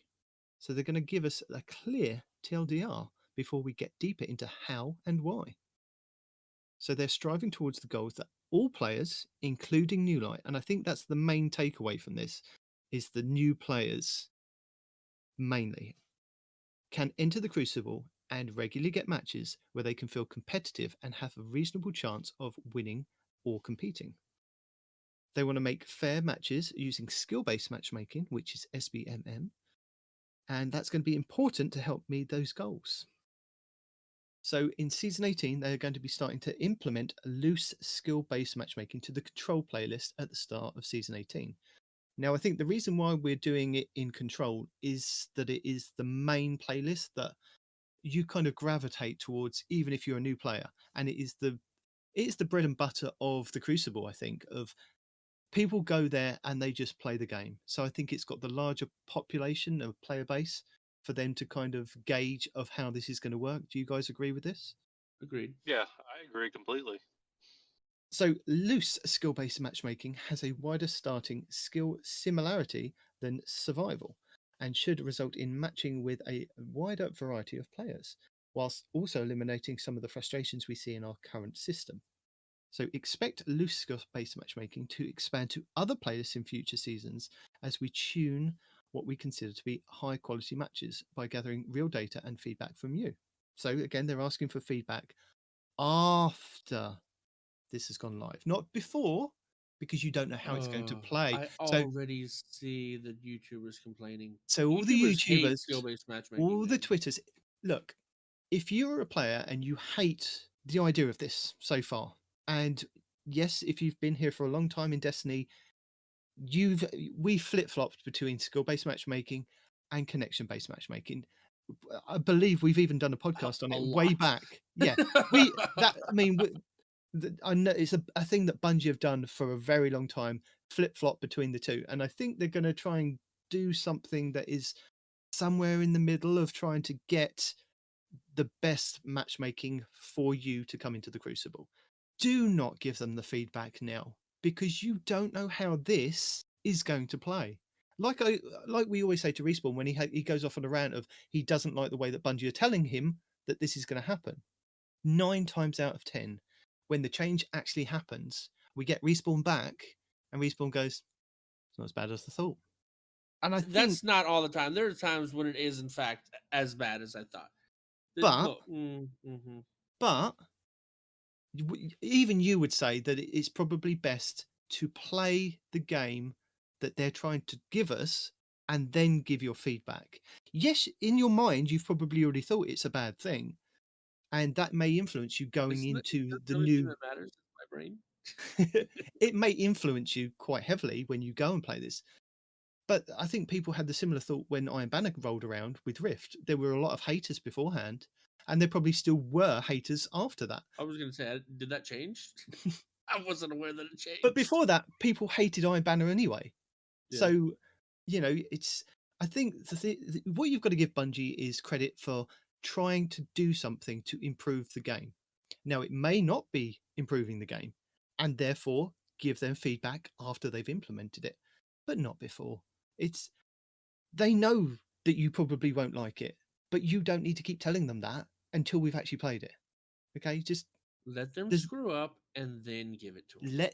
Let them make the mistakes and let us point out the mistakes, point and laugh then, and go, look, we knew this was coming, Say point We in were love. going to That's just tell you, mean. but yeah. But you know what I mean. Play it and Yeah. see how it feels. Go in there with an open mind, I think, is probably the best thing to say. For sure.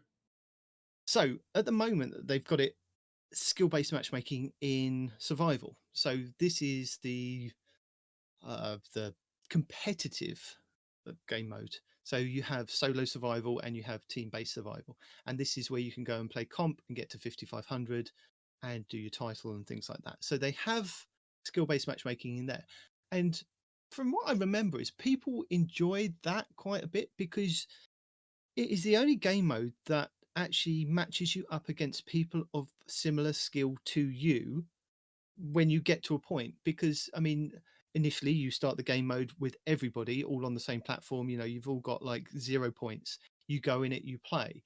Obviously those ones that are higher skill will reach the 5500 quicker, but then as you're continually playing, you will be matched up against and with similar skill players for you to kind of get better and grow as a player. And I see what they're trying to do with implementing it across the whole game, not necessarily as strict or as tight as what it is in survival, but just to try and get some control over the game of making it better for other players.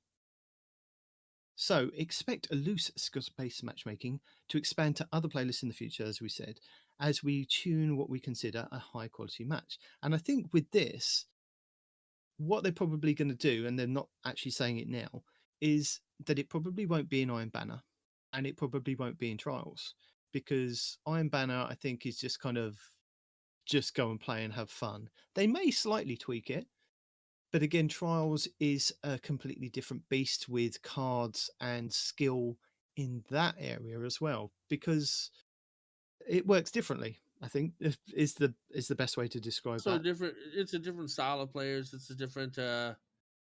it's everything. It's different style of players. It's more aggressive gameplay. It's Trials is Trials, man. Trials can't be described as anything else, man. It's just Yeah. They may bring it to it, but I think it'd be one of the ones that they kind of don't bring it to initially until they've kind of got it all honed down to the finest detail. Because I think if they start implementing it in a game mode that people enjoy how it is at the moment, I mean, taking away that you can't get that much rewards and other complaints that they have, apart from that, the majority of the higher skill players enjoy that kind of game mode to play other players of their similar skill or even less skill and stomp on whatever. That's that. Yep. Where are we? They're going to continue Still in the beginning. they're going to continue to tune until they are in a good place, and they will report tuning updates regularly. And they'll be implementing a form of fireteam size preferred matchmaking in season 19. So not next season, season afterwards. A lot of what follows is pretty in-depth, so feel free, Respawn, to tune out if you want to, but he's not going to. He's going to go through the finer details with me and Hawk on this. So let's You're get into making it. a lot of assumptions there, bud. No, Hawk's done his research. I said to him, "Have you read the TWAB?" He said, "Yes." He's now down. He knows he's parody, maybe not parody level ready, but he's kind of parody-ish level ready to kind of respond to Parody all of this. 0.5? Yeah, we'll go with that. How many parodies have there been? Oh, more than we care to count at this point. 5,864, I do believe. Okay, we'll go with that. Start reading. Okay. They've developed some goals which we will be working on over the next few seasons. All players, including New Light, and again they're emphasizing New Light, so getting new players into the Crucible, because I think that's one of the things that turns new players off. And I think we've heard this many a times being brought up by content creators, by Bungie themselves, is that it's not a good experience of if you're a new Light player and you step into Crucible and you get your ass handed to you time and time and time again because you're not in a kind of a skill-based matchmaking mode. Whereas I vaguely remember somebody like, I think it was like Patagates Gaming, his advice was go and play survival, go and play the competitive game mode, because there is skill based in there that would match you up against similar people of your skill to go against, to learn, to grow, and experience the game of Destiny, rather than just be thrown into Control or into Iron Banner or into whatever and just be handed to you and you like, no, I don't like this game mode, I'm not coming back. So I think that's one of the main things, is they've got all these new players, and all the new players are kind of hanging out in the PvE land of, maybe I'll do a raid, maybe I'll do a dungeon, but I'm not going to go and set foot into Crucible.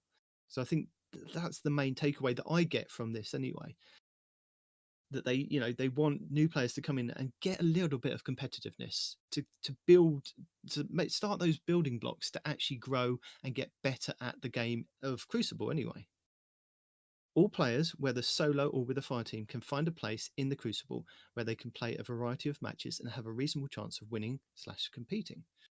We are defining reasonable as expect a win rate between 40 and 60% for most matches. Players are rewarded based on their skill and proud of their skill.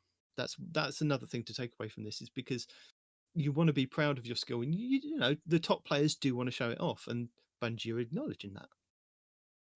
Reserve a place for players who do not want to engage in the skill system. So if you don't care about kind of showing off your skill and you just want to go in there and have fun with your friends, there's going to be a place for you as well. Generally speaking, any matchmaking in competitive multiplayer games tries to put together high quality matches, and we consider 3 things when assembling a high quality match. Connection quality. There are 2 types of connections that are important, and that's connection to the game server and connection to other players in the match. Generally, bad connections to other players have a large effect in Crucible than connection to the game servers. So when we talk about connection quality in Crucible, we are talking about that connection from player to player. Lower quality matches result in jerky movement by other players, missed shots, or getting unexpectedly damaged or killed, or being shot through walls or round walls. I added that bit in. When fire teams spread across the globe, we pick a single player's latency to speed up the finding matches. Match fairness. Ideally, all players in the match have a reasonable chance to win that match, i.e. have similar skill. Matchmaking speed. We always consider matchmaking speed as a key element. No one wants to be in a 10 minutes between matches, no matter how perfect they end up being. When matchmaking, we must balance these 3 elements. If we want to lower matchmaking speed, we are either going to need matches that are less fair or matches with a lower connection quality. We'll continue tuning to find the best balance possible. And then we have a graph. So as for the skill, throughout this TWAB, we will be discussing the term skill. In Destiny, that term refers to how we rate all players who participate in PvP on a scale of 2,000. Player skill is reflected in a graph that looks like this, which it shows. How would you describe that graph? Well, I'd say that the It's graph, a half of a bell curve. Actually, no, it is a bell curve. it is Yeah. a bell curve, but you've got the 0 in the middle, and then you've got minus 1,000 on one side, up to plus 1,000 on the other side, and then it kind of curves up from 0 up to 100. So with that in mind, internally, skill is a combination of stats made up of your performance: kills, death, captures, round wins, revives, dunks. So reviving your teammates does come into this. Remember this, people. They're not going That to. ranks you again. Absolutely not. That ranks you up against all other players in a match. Each player's skill is compared against the skill of the other players in a match, and we make skill adjustments for all players at the end of the match where the 2 rankings differ. There is also a confidence rating. The more games in the system has seen you end recently, the more confident the skill adjustment is. Now, Respawn, that means how confident the game thinks you are, not how confident you think you are in the game. There's a difference. That's why. My confidence absolutely should count. It should, but it doesn't. So, in addition to the stats mentioned above, skill encompasses all sorts of things: your reaction times, agility, how you approach fights, how well you know the map/mode, how well you know your character, how you build your character, the weapons, armor, and mods you used, and how you bend all of those into performance with other players.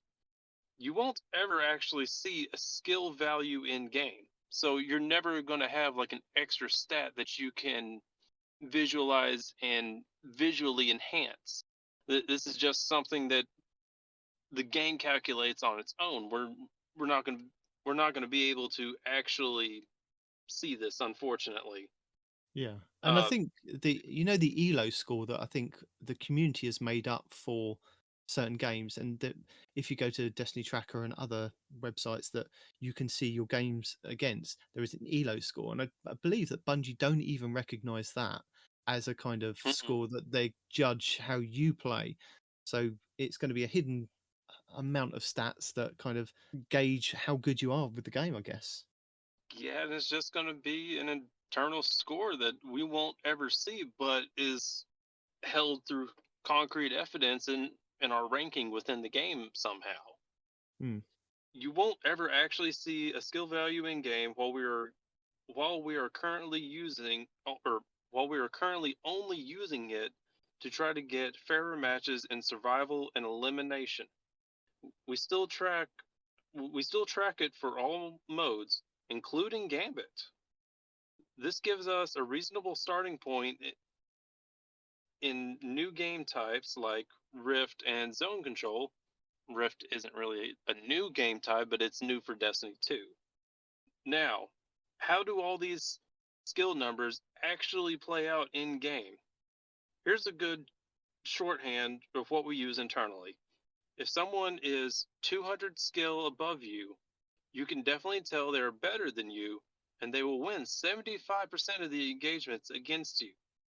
The opposite is true if someone is 200 or more below you. By the time you see a difference of 400, the better player is going to win 90% of the time, and lower skill-based players need to get extremely lucky to pull off a win.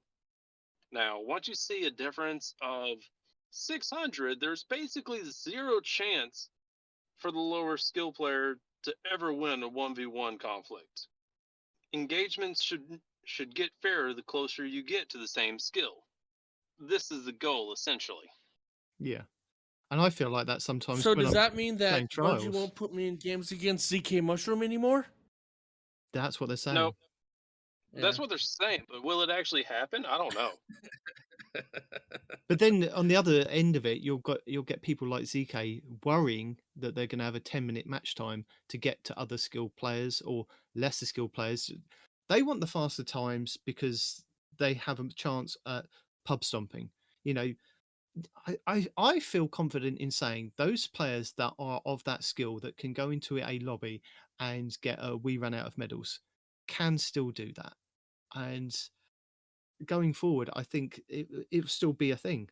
You'll still see the people that can pull off those "we ran out of medals" will still be able to do that. And I think their only fear is that the match times for those players is going to start growing by implementing skill-based Well, matchmaking. they need to purposely throw matches. That way it brings down their skill score. That way they don't have such long wait times.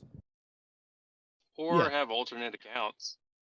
Which they do. A lot of them do. So I don't know if it's in this next bit, but apparently Bungie said that when they can tell that somebody's at like 600 skill level above somebody else, or the way that their skill tracking goes into the games, they know beforehand when the game kicks off what players are on each team. They know an outcome before it even happens, based on what they're actually telling us here, where they can judge how good players are on each team.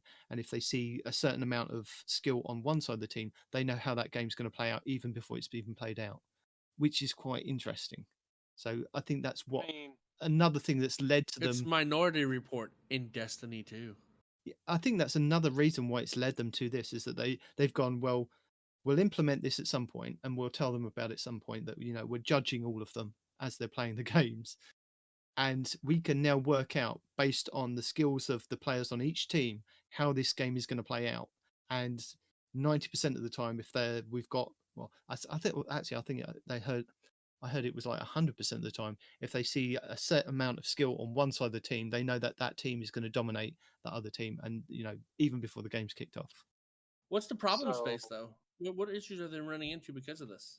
when I saw that, I thought they were going to give us more vault space, but they're not. It wasn't that. That's not what PvP is about. They just gave you 100 slots. Is 100 slots Yeah, not but that enough? could have been filled up by last night, and I might have had to delete some things.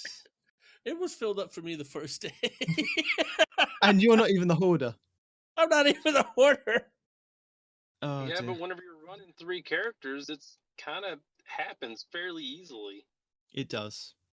No, I don't even run 3 characters. I just have a lot of different roles for weapons. I'm like, this could be useful in the future. That could be useful in the future. Yep. I don't know what that does, so I'm going to hold on to that until YouTube tells me about it. Yep. And then 6 months to a year later, you're like, what is this doing sitting in? I don't want this. Get rid of it. And then about 2 months later, have you kept this god roll? And you're like, damn it, I had Yeah, that. right. Just like, why Yeah. do I still have this air assault hand cannon? Get out of here. Yeah. So what is By our the problem, way. Space Hawk? Yeah. Okay, so the problem space. As we started looking at the competitive landscape in Destiny, we noted a few things. Just a few things, not like 20 bajillion things, but just a few things. Outside of survival and elimination, the ability to influence whether your team wins or loses is usually out of your personal control if you are average skill or below half of the population. This can feel bad, as the match outcome seems essentially random and you don't feel motivated to try to win. This has contributed to us de-emphasizing winning as a requirement to gain rewards in the Crucible. The current landscape also allows brand new players to match up with some of the highest skilled veterans and are expected to compete. On the flip side, if you are highly skilled and you are often put on a team where it feels like you are the one carrying them and most constantly perform, if you want to stand a chance of winning, this doesn't feel good for anybody, unless if you're the one getting carried, of course. In Control, the skill Disparities. the skill disparities on a team can start over 50% of matches and have a skill disparity of 900 or more between best and worst players, which so significantly that the outcome is already known before a single shot is fired. On the other hand, in freelance survival, 60% of matches have a 250 skill base or skill difference or less. This is much more reasonable. These wide variances also leads to more mercy games than you would expect, for example, Control. It has a graph here, but There is a graph, and I think it just shows you the amount of they're saying like this amount of matches result in mercy for the different skills, but I don't think they've broken down the different skills. They've just put it in like how much it is. yeah. So You've got match quits, you've got mercy, you've got objectives missed, and time limit. So those are the percentages of the matches. So the objectives missed is quite high, and then you've got quite a large chunk of mercy, and then you're always going to get people quitting in the match. So Objectives. So all this time when we've been talking about how people on purpose ignore the objective to Yep. just get as many kills as possible, Yep. is mathematically proven right there. Yep. I mean, I even had somebody quit the match in the middle of a trials match yesterday, and I was like, "Oh, thanks. I know we're getting stomped, but thanks." wide disparities in skill also Exacerbate. exacerbate or exacerbate. Okay, I can't English this morning, but in skill also exacerbate other problematic elements. With wide disparities in skill, trapping a single team in a spawn is significantly easier. It's more likely that most of one team is dead at the same time, freeing the other side up to roam around and look for new targets without worry of any danger. Because of these extreme factors, no matter what your skill, it becomes hard to tell if you are improving or not. You may quite reasonably look for other stats to demonstrate how good you are: kills, assists, and deaths, KDA. are great, but still unclear how good your opponents are. That matchmaking is dependent on lots of factors, as KDA is a low population situation, can mean a very different thing skill-wise than a KDA in a normal or high population scenario. You can also check third-party stats to track ELO, a ranking system originally designed for chess with broad impact. ELO isn't something we track or use or validate, so it's a use at your own risk data point. If you can tell if you are improving, it's hard to be motivated to try to improve. We know we have to do something to solve these problems and more to get Crucible into a better place. We know we won't be able to address everything in one fell swoop in Season 18 or the rest of the game for the last 10 years. No, but given their due, they're trying to do something. Right. But this will be the start of an ongoing process to improve PvP over time. There's no better time than the present, right? No. But you must admit, this has been a long time coming. People have been Yeah. complaining Long that time ago. PvP. It's already been here and then gone, and then been here and then gone, and then been here and then No, gone. but the community as a whole has been crying out for PvP changes. Can we do something about PvP? Can we do something about the rewards? I mean, it was quite interesting to note that they said that they had de-incentivized getting rewards in Mm. Crucible. But it's nice, people are saying, can we get rewarded for playing the game mode? Can we get rewarded for playing in Crucible? And I think along with this, you've got to think that somebody's got to think, look, this isn't a competitive shooter. We tried doing it as a competitive shooter. We've tried to get into that game.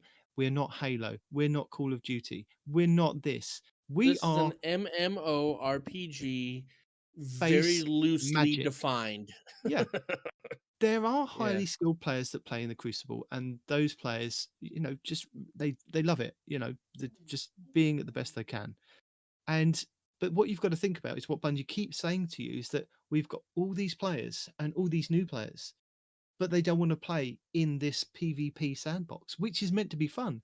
You're meant to have your weapons that you can tune to how you want to play them. You've got your subclasses that you can tune to how you want to play them. It's meant to be a fantasy game of playing against each other. It's not meant to be an ultra competitive, sweaty game. It isn't. That's not what it is. And I mean, if you think about it, when we went through like the flip-flopping between connection and skill-based matchmaking before, and I could see with this loose skill-based matchmaking is I think they're still going to use a little bit of connection and they're going to use a bit of skill.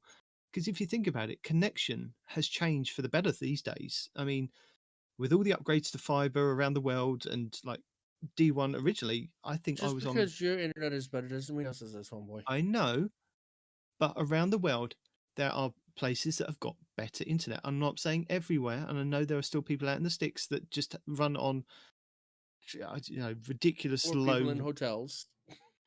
Yeah, but you must admit, you maybe like back in Destiny 1 wouldn't have been able to stream to Twitch from a hotel room and play the game. No. So it has, over time, significantly improved with the way that the world is structuring itself with the internet. So I think they've got to base some of that on that, is that they can still rely a bit on the connection and then add a bit of skill in there. And they did say that they were going to rework the Crucible with changing the seal, because they were taking away I can't remember the name of the seal, but the Crucible seal, because they were going to rework that. So again, this is part of that larger picture of they were going to do that.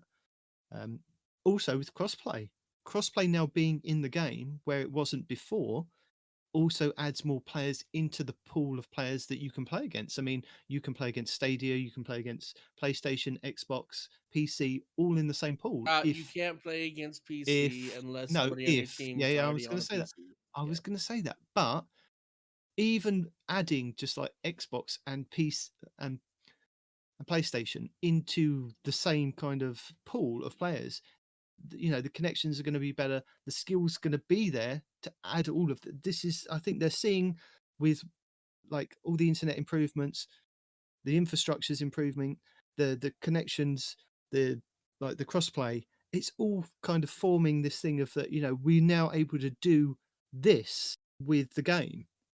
And I don't think I've heard a lot of people actually say anything about that, of taking everything into account of it's not going to be how it was before when they had skill base. It's going to be different, and they've admitted that, and it's something they're going to improve on.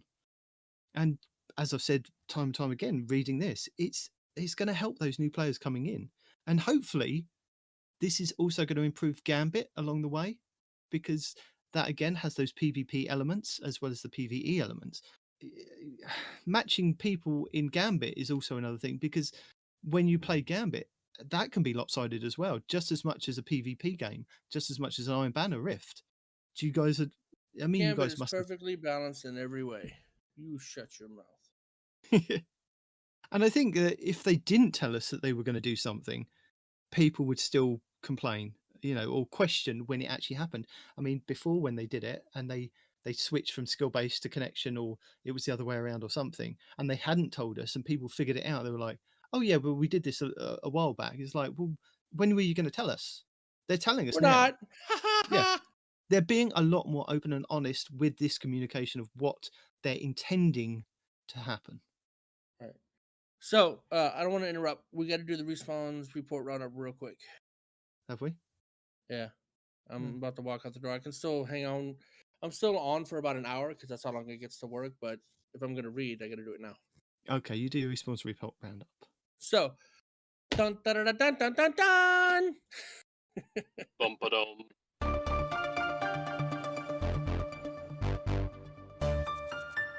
Destiny Bulletin says Bungie is investigating the washed out solstice glows after yesterday's hotfix. That's a bug and not an intended change. We think it may be related to our fix for the stasis glow that was the wrong color. So now your bright colors have been sun faded during solstice events.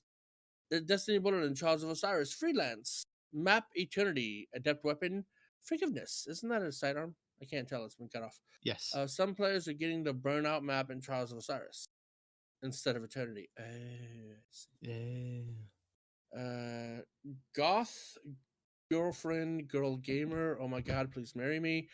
Only Bungie would hype up a PvP TWAB only for it to be a 10-page essay on justifying skill-based matchmaking.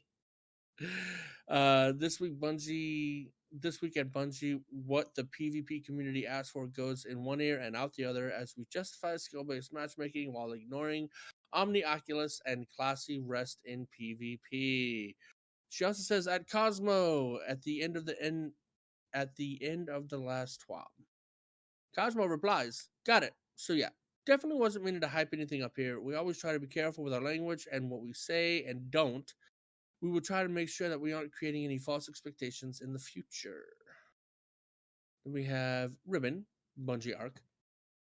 I don't think I could have said it better myself. Thank you at Bungie for putting your employees first.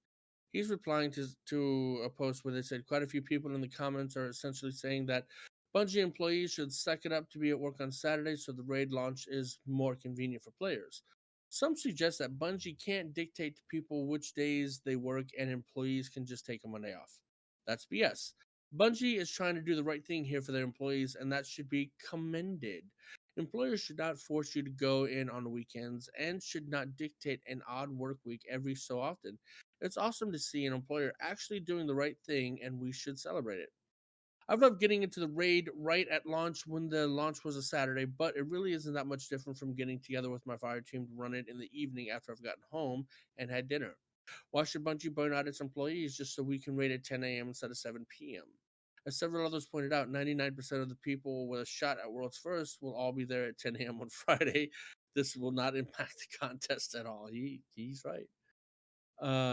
Last City Radio. Last City Radio has officially been licensed by Bungie. Woo! To archive Destiny soundtracks that have entered the DCV, that is Destiny Content Vault. The first set of archived music uploads will begin rolling out starting today. Enjoy the tunes, Guardians. Last City Radio is a channel on youtube.com if you did not know. And that is it for Response Report Roundup. Unless, hold on. Hold on. When was the 22nd? No. No, that is it. Okay, yep. So match balancing. Once we match a group of players into a lobby, assuming we don't have full fire teams, we try to split them up into balanced teams. So this is, I think, when they initially pitched this to us, it was a bit like the snake draft, wasn't it? Like one good player on one team, but then you'd have the second and third on the other team. Okay, so that's how they did it, and then backwards and forwards. If the player skills are somewhat random, the system has a tough time. We've tried several times, or several different algorithms here, to mix results.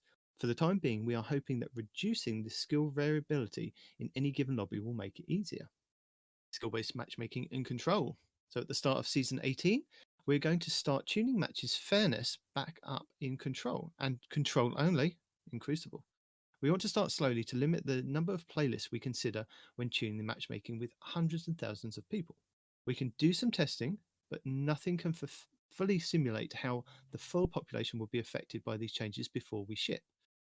We're going to be live tuning the matchmaking parameters over the first few weeks until we land on something that provides a better balance between fairness, quality, and speed. We will not be touching any other Crucible playlist during Season 18. Trials has no plans to change to its matchmaking. Elimination and Glory will still use the same skill-based matchmaking they have been using, and everything else will still be using connection-based matchmaking they have been using for years. We are currently planning to make further adjustments in Season 19 based around the goals listed above, but rest assured, any major changes will be communicated in either TWABs or a blog post, as well as patch notes. And then we, at Two Titans and a Hunter, will communicate that to you in the ways that we can. Try to stop us. I dare you. But I'm thinking of making Peroty read all of it because he's managed to skip this one. I agree. The whole thing. Good. And he's skipping next week too, isn't he? He's gone for 2 weeks, you said. He's gone for Yeah. 2 weeks. Yeah. 2 weeks. 2 This weeks. guy. Yeah. I'm glad that his first week is up already. You hear that? I'm glad your first week is up already because you're going to pay for it when you get back. Lots of reading. Tenfold. Yeah. Tenfold. Connection-based matchmaking. Connection-based matchmaking is what most of the Crucible playlists utilize to find matches that have the best possible connection quality. First, we identify a pool of available players with a good connection to you. Within that pool, we choose players with the very best connection. If we can't find players with that pool, we widen the variance in connection. We repeat until we find enough players, then we break them out into equal skilled teams. Seems like a lot of work that sometimes doesn't go very well, especially, again, see Iron Banner Rift recently. A key point about matchmaking in fire teams. The latency we measure to find a good match does not take into account a fire team with disparate connection speeds. We only measure latency for one of the players in a fire team. So if you're in Tokyo and you have a fire team member somewhere in New York and someone else joining in Johannesburg, you are, for some, laggy Crucible matches no matter what lobby you're in. So it's not even like the lowest one, it's just a random one. Like they're not measuring the lowest latency of the lowest player. It's just we'll pick this guy and go with that. I'm not doing anything. Bungie are saying that they just pick one. That's Bungie for you. Yeah. Yeah, and I'm in an elevator. Hold on. No, that's all right. So your skill-based matchmaking, better known as SBMM, uses a similar model to connection-based matchmaking. In addition to latency, skill-based matchmaking uses skill similarly when asked to join a lobby. Like latency, the acceptable skill similarity expands over time. First, we identify a pool of available players with a good connection to you. Within that pool, we choose players closely matched to your personal skill rating. If we can't find players within that pool, we widen the variety in skill. If that doesn't work, we expand the search again with more variance in connection quality. Once enough players are selected, we break them out into equal scored teams. Our current Glory matchmaking settings prioritize connection quality and matchmaking speed, while still trying to find a fair match.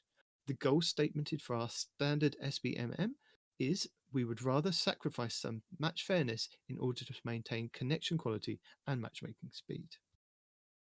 So those are those two. So those are what's working in the game at the moment. So here's the definition of their loose skill-based matchmaking. So our initial version of loose skill-based matchmaking for control playlist, control only, is going to be working a little differently. It starts with a rider acceptance of skill variants, then expands very slowly on both acceptable skill and connection quality at the same time. The goal statement for this new loose skill-based matchmaking starts with a broad definition of match fairness and compromises on matchmaking speed in order to keep matches fairness and connection quality high. We expect overall matchmaking times to go up, more so if you and your fire team are on either end of the skill curve, depending on the current population in your region. However, we are hoping that the trade-off for the matches that aren't super sweaty or lopsided blowouts will be worth it. We have analytics set up to review overall matchmaking data each hour, especially critical over the opening few weeks of the season, and we'll be monitoring and adjusting timings and thresholds above while we try to hone in on a good setting. Control is generally a nice populated playlist, so it will be good testbed for the tuning list, like we said at the opening. Do you want to know what they're going to be looking for as they tune? Amongst other things, we're looking at matchmaking time. Minimize players who cannot find a match in 10 minutes with a goal to keep the average under 2 minutes and under 4 minutes for 95% of the players. Mercy games. Right now, mercy games are based on the map, as low as 5% and as high as 25%. We believe the number of mercy games should be under 5% on all maps, but not actually hit 0. Final score differential. In general, games should be closer in score. Right now, 65% of the matches end with one team hitting the target or hitting the score target 15% of the time and 15% ending with a mercy. Our goal is that less than 80% of the matches end with one team reaching the target score and most of the rest ending with the time limit. We're looking for most matches to have under 10 points difference between the two teams. Less variance between the top player and the bottom player. Right now, 5 to 10% of matches have the best player scoring 30 to 39 more kills than the worst player in the match, and 50% of the matches have the best player getting 20 to 29 more kills. We believe that 90% of the matches should have less than 20 kill difference between the best and worst players, and 50% should have no more than a 10 kill difference. All of this is great, but there are some things it does not address that we will be looking forward to in future seasons. As for skill distribution, as we discussed in the skill section, player skill in Destiny in most games tends to follow a bell curve, referring back to the chart that they had earlier, centered around skill 100.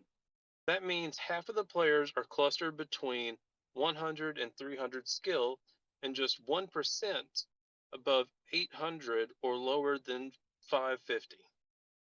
When you do skill-based matching with skill windows, what ends up happening is players at either end of the bell curve have fewer potential players to match against, and thus potentially take longer times to find a good connection.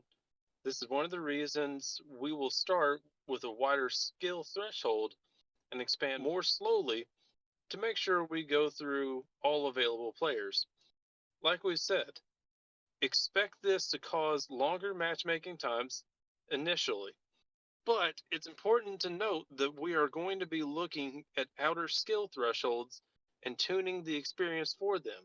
In the future season, we're hoping to introduce some technology that allows us to search with a wider skill variance based on your position in the skill curve and keep matchmaking times more consistent, with the downside of loosening some fairness. Hold on. The downside of loosening some fairness. So what they're going to do is they're going to take the 1% on the left side of the bell curve and team them up with the 1% on the right side of the bell curve so that both of those guys don't have to wait a long time between matches. No, I think what this is to me is that they're going to start off.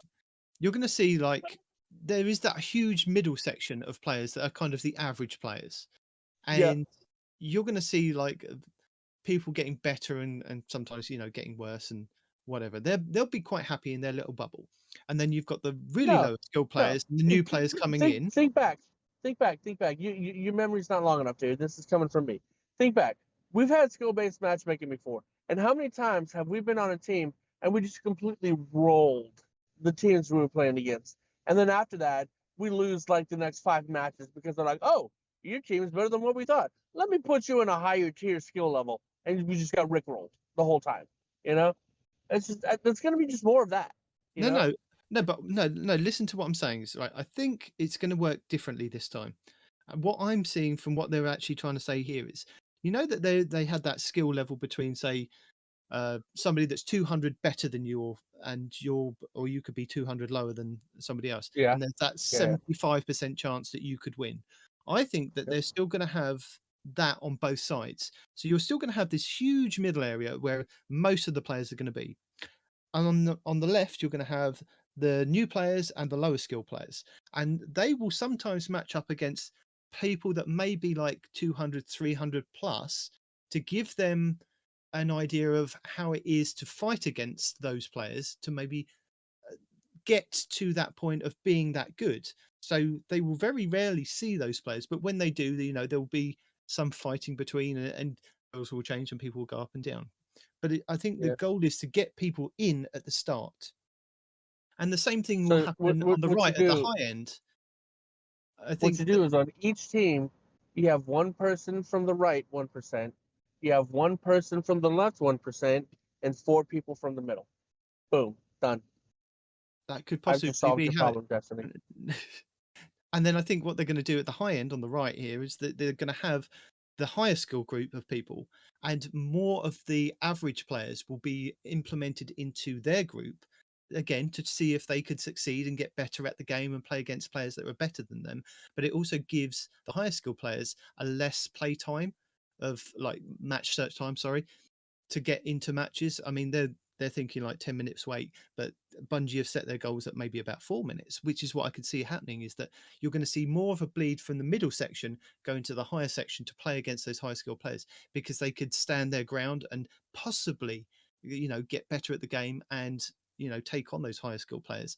And from the lower pool, you're going to see a smaller pool of average players be drip fed into them for them as a goal to kind of succeed to and get better at and play against.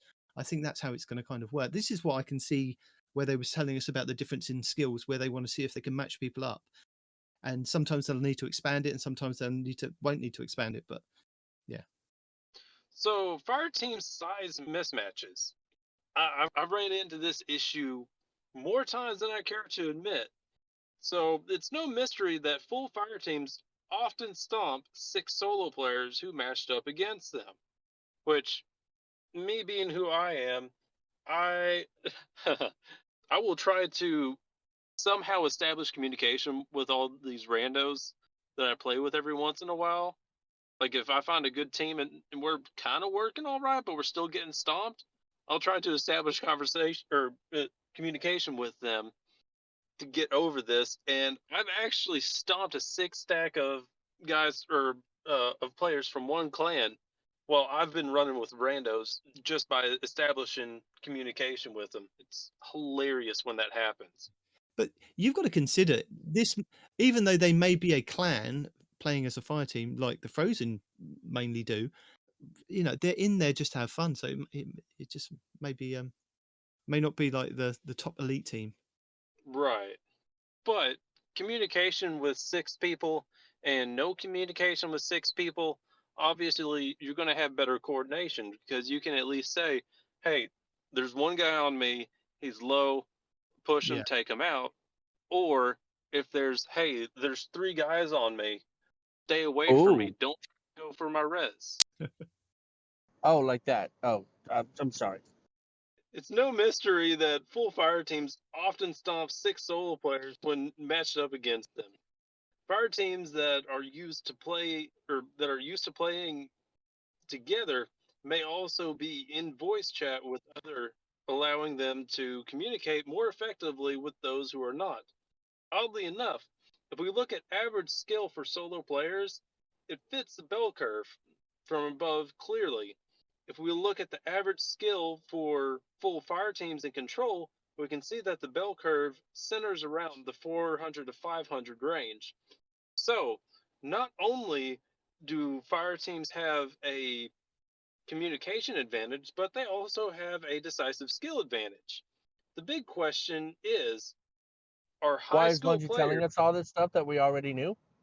Well, some people because might it's in not the have known. 12 and we Yeah. gotta read it. It's in our job description. We have to read the 12. No, but why is And Bungie saying this? This is not. Whatever. Go ahead. Continue. are high skill players more inclined to play in fire teams, or do regular fire teams make skill go up? Either way, we will be implementing a form of fire team size preferred matchmaking in Season 19. We will be sharing details about how it works closer to release. Further, it will allow us to eventually replicate the benefits of playing in a playlist without having to split up the population. This is our current plan going forward. We will keep you updated as we tune settings in Season 18 and beyond. That's quite interesting. That it's going to allow them to eventually replicate the benefits of playing in a freelance playlist without having to split the population. Whereas what they have to do now, with splitting like the solo players, like in trials that we've got this weekend, Iron Banner and the Survival, if they can work it out better for those the skilled players to actually play in a playlist, again that brings those playlists together, which again brings more people, and I can only see this as a positive thing going forward. I don't know what your guys' thoughts on this. I mean, Hawk, you said that you play a bit of PvP. Did you play a bit of Iron Banner? Did you see kind of being rickrolled, as Respawn put it, happen, and Well, other things? I played Iron Banner, Trials. I've played essentially every PvP playlist, and it's bipolar. I want to say that around 40% of the matches that I play, I'm getting stomped. The other 40%, I'm doing the stomping. However, the 20% that doesn't fall in either of those two categories were good, genuine, close games. And by the time I finished, I'm like, man, they got the better of us. I didn't have any complaints other than that they just did better than me. Yeah. What So, console do you play on? We didn't even ask that. I play on Xbox. See, I don't have the station to build a PC, and I don't have an extra $3,000 right now to build one. But you will do soon. Right? I mean, after I start this new job, probably, yeah, honestly. Yeah. No, but the reason I brought that up is because you're talking about PvP and the experiences you've had in PvP. And a buddy of mine who always played on Xbox, when he plays with me, he plays on PC, and now he's got a laptop, so now he strictly plays on PC.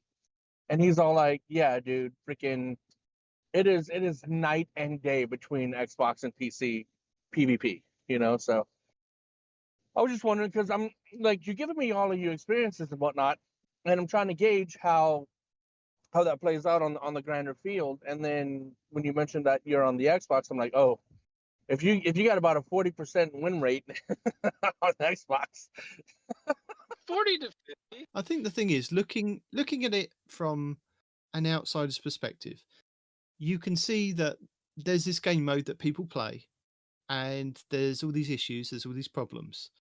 If Bungie hadn't come out and said that we're going to try something new to try and make the game modes better for everybody across the board, you would see that they're not trying to do anything. You'd see, well, why are people still playing that game if that company aren't bothering to try and iterate and grow and change the game to make more of the population happier with that game mode?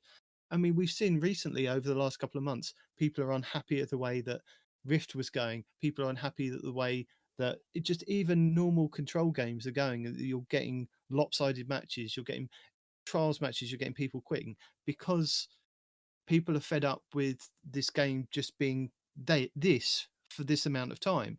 So I can only see it as a good thing that they're going to try something new going forward. It may not, like I said at the beginning, it may not be the best thing, but at least they're trying and they're willing to put time, effort, and manpower behind it to get it done. All we've got to do is play our part and play the game mode and give them the feedback, either in game, just by playing the game mode, or verbally, or by communicating to the teams nicely, again, putting it nicely to the teams of how your experience went. I'm not trying to. If I sounded like I was trying to down on Bungie for making changes, I'm not. Right? No, I know you're not. But we've been playing long enough to see skill-based matchmaking before, and it's hard to not bring that into account whenever we're talking about this because we've seen it before. They're probably going to change it in some way, shape, or another. Fine, that's cool. But no, I'll never dog Bungie for trying to change something unless it was good to begin with. You know what I mean? If there were no problems, there's no reason to change it, kind of thing, right? But yeah, I'm never going to dog you for trying to change something. I appreciate them putting forth the effort. I do.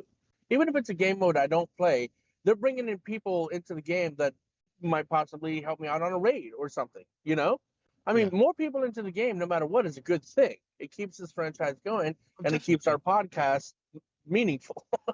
Yeah. Right? So, no, if it sounded like I was making fun of Bungie for trying to change something, I'm not. I'm mainly listening to the feedback from other podcasts, other YouTubers saying about it, and like the tweets that have gone on in the community. People have been very kind of, vocal? just vocal. That's Negative? the word, yeah.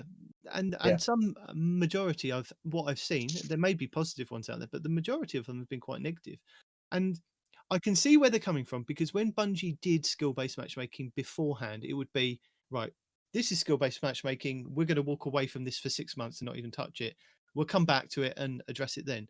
At least they're saying with this, it's going to be a work in progress. It's going to be something that we're going to kind of be building towards and fine tune to make sure the majority of people are happy with, because that's what they want, is the majority of people to be happy. And the other thing is, like I said in the middle of all this, is it's not a competitive shooter. Yes, there are highly skilled players that play this game, but it isn't an esports game. It's not at all. And if you want an esports game, there are esports games to play. Overwatch, you've got Fortnite, Call of Duty, you've got Halo, you've got all those games out there. Is Fortnite really an esports game? You're kidding me. I'm just saying, it's one of those ones. I think, it's possibly. But you get where I'm coming from. It's just, this is a completely different game. Space Magic. It's trying to be its own thing. You got to treat it like that, Yeah, I mean, you've got to think Space Magic. No other game. I mean, you can build up grenades and other things in other games, but you've got Space Magic as the main thing. You've got a super that you can kind of pull off and wipe a whole team. You've got weapons that you can craft. You've got random weapons that drop with different perks on them. To try and maintain that in a competitive shooter is nigh on impossible, because when I've seen professional or people trying to run different like scrims and competitions for Destiny, there is like a restricted list of, you cannot have this exotic, you cannot have that exotic, you cannot run this, you cannot run that. It's like, that's not this game. I understand that they want these competitive. That's good fun. They can have those, and maybe Destiny could do something like that, where you said before Respawn, you said about just a pure gun skill game, take out everything else, and just have a restricted kind of, this is what you can only use. They can do things like that. There are ways that they've done it in Halo, but I think people have got to realize this game is this game for this game. It's nothing else. You can have other game modes in it, but it is just kind of this fantasy gameplay at the end of the day. And they're going to try to do their best of making it fair across the board. And I think I'm going to stop there, because otherwise I could keep going forever. I mean, you made good points, so that's why I didn't stop you. You were making good points, but yeah, let's move on. So if you are interested in PvP, the votes are in for this week's map for Trials of Osiris. So if you are playing it, then maybe you're having fun on Eternity, because that is this week's map. Maybe. Unless you're some of the people that are getting burnt out. Exactly, yeah. You may be one of the percent that's getting that. The results for the vote this week have been Eternity at 39%, Widow's Court at 31%, and Rusted Lands at 30%. I'm not a fan of Eternity. That's really close. Wow. I voted for Rusted Lands only because I like Rusted Lands, but yeah. But what wasn't close was our challenge to the community to tally up 77,000 votes in the first 48 hours. You all completely decimated that goal and have unlocked a special new emblem for everyone throughout the Bungie rewards. So players can pick this emblem up starting next week after the reset on August 2nd. And I think if it's Bungie rewards, that means you have to go to the Bungie website or through the Bungie app, click on your rewards, and then click claim reward, and then it will just be there somewhere in your collections. Also up next is Prime Gaming. And with that, we have the Flip Out Exotic Emote, the Takonomi Wing Exotic Ship, the Constricting Exotic Ghost Shell, and the Spaded Knife Legendary Sparrow. They are going to be available if you have linked your Prime Gaming, your Amazon Prime Gaming, with your Bungie rewards. You can then click on those and make sure that you're picking up them from Amanda Peroty, because Peroty hasn't, and he's now blocked picking them up from Amanda. So make sure that you've picked up what is sitting at Amanda. Normally weapons and ships and things that she has there. So pick those up and enjoy those nice rewards. And I think that flipping the table, the flip out thing, exotic emote, hasn't been around for a while. So that's maybe one to check out. And that'll be around for the whole of next month. So go and collect those. It's still a popular one, too. I still see people using that pretty often. Whenever something doesn't go their way, they flip the table. So our stand-in Peroty, it is now over to you for your player support report. Uh-oh. A bonfire day keeps the darkness away. Now we introduce our player support team. They are live game experts, getting you the info that you need on any issue or upcoming maintenance and fixes. So, Seashore Pack update. Last week we identified an issue causing players who purchased the Seashore Pack from Eververse to not receive the included items when opening the bundle. This issue has been since resolved for future purchases of the Seashore Pack, and affected individuals who previously purchased the set should now have the individual items unlocked to acquire from Raoul in the tower. Nice. And event card expiration. Players should ensure that they completed and claim all event challenges and event rewards from their Solstice event card prior to the expiration of the weekly reset on August 9th. After the weekly reset, players won't be able to acquire unclaimed rewards from their event card. So, take care of that before it's too late. You got plenty of time. Moving on to known issues. While we continue investigating various known issues, here is a list of the latest issues that we reported to us from our help forum. The Hyperborean Pinon Sparrow does not appear in collections.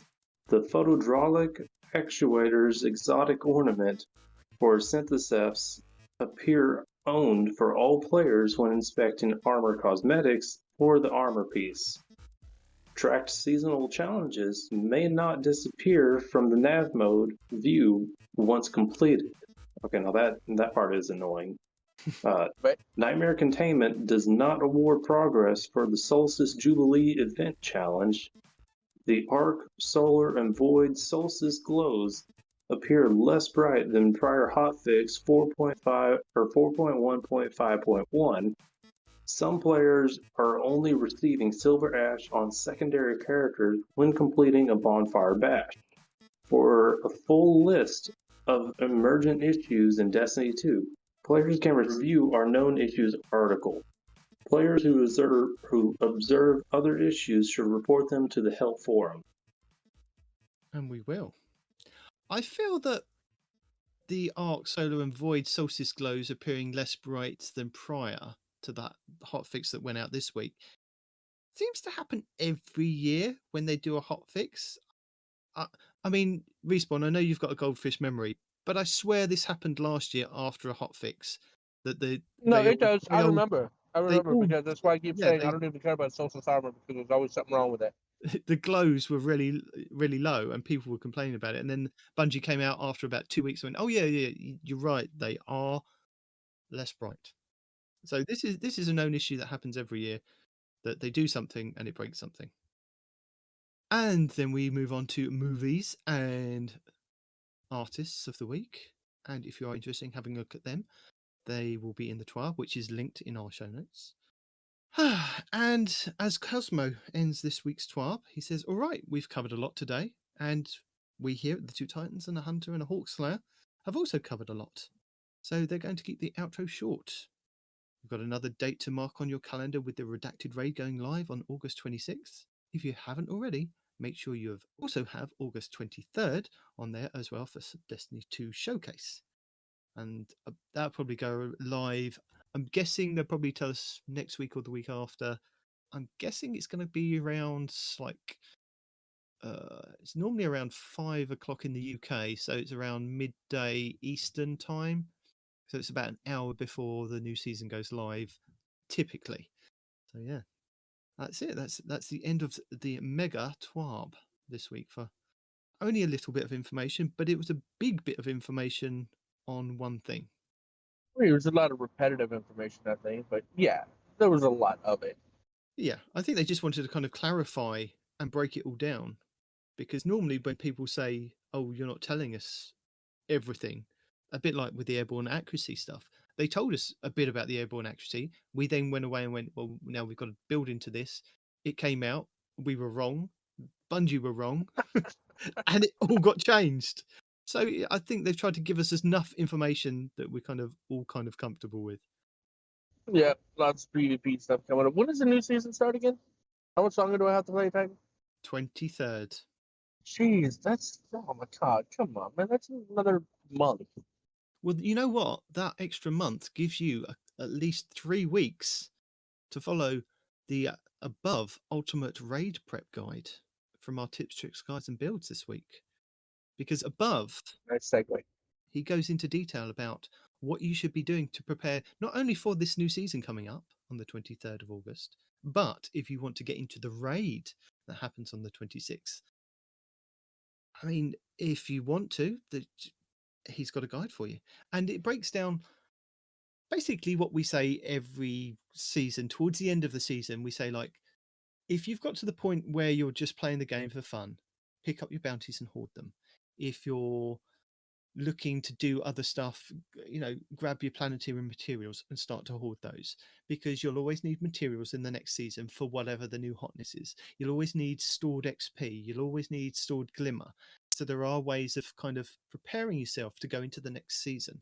And with a new artifact coming next season, the best way to do that and unlock those to get the new mods that will hopefully help you in the new raid is XP, like boosting yourself once you've kind of got to that point of unlocking your artifact, and then you've got your season track that you can kind of unlock various different things. But the main thing is, I think, for getting into that raid is looking at the new mods that are coming out. And if you can unlock about 3 or 4 mods that will help you in that new raid, you're looking pretty to get started. So follow Above's guide for that. Fallout Plays this week put out a guide on how to get triple 100 armor. Hold on. I wanted to say something about what you were just talking about. I thought you were going to say it, but you didn't. Sorry, go on. When it comes to these, you're trying to maximize the XP that you're getting. Hence the whole point of bounty farming and this and that and the other.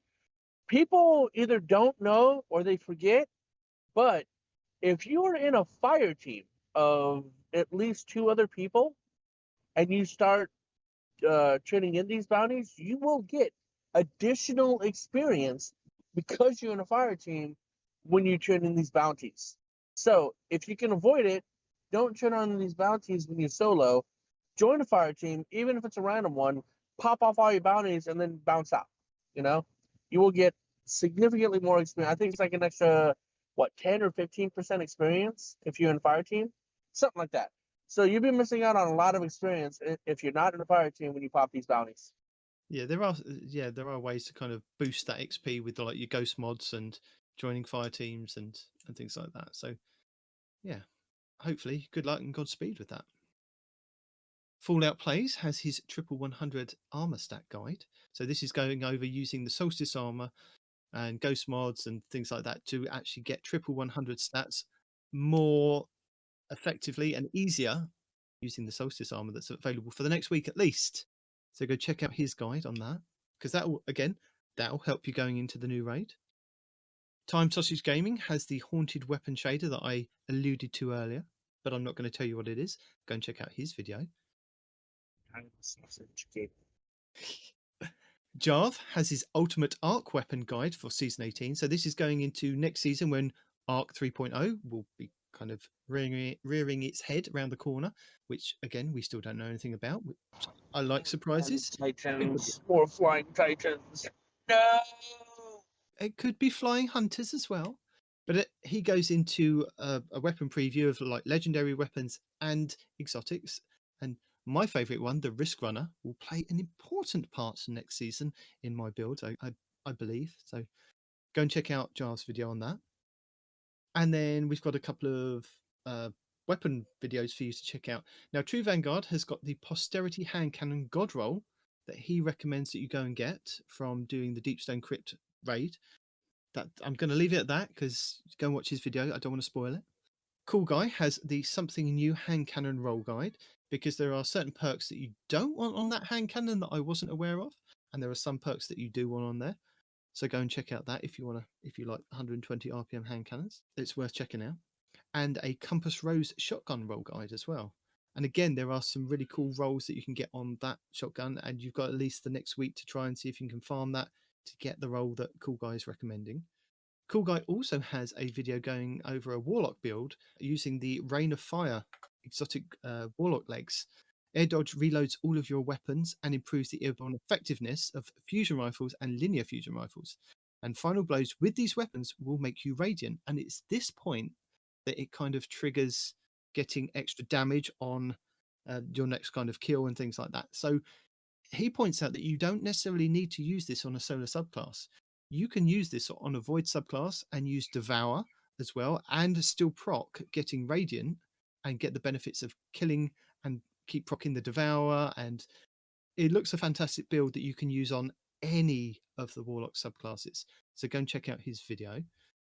And for those of you that don't understand how powerful that is, you can, when he says linear fusion rifles, the Vex Mythoclast counts for this build.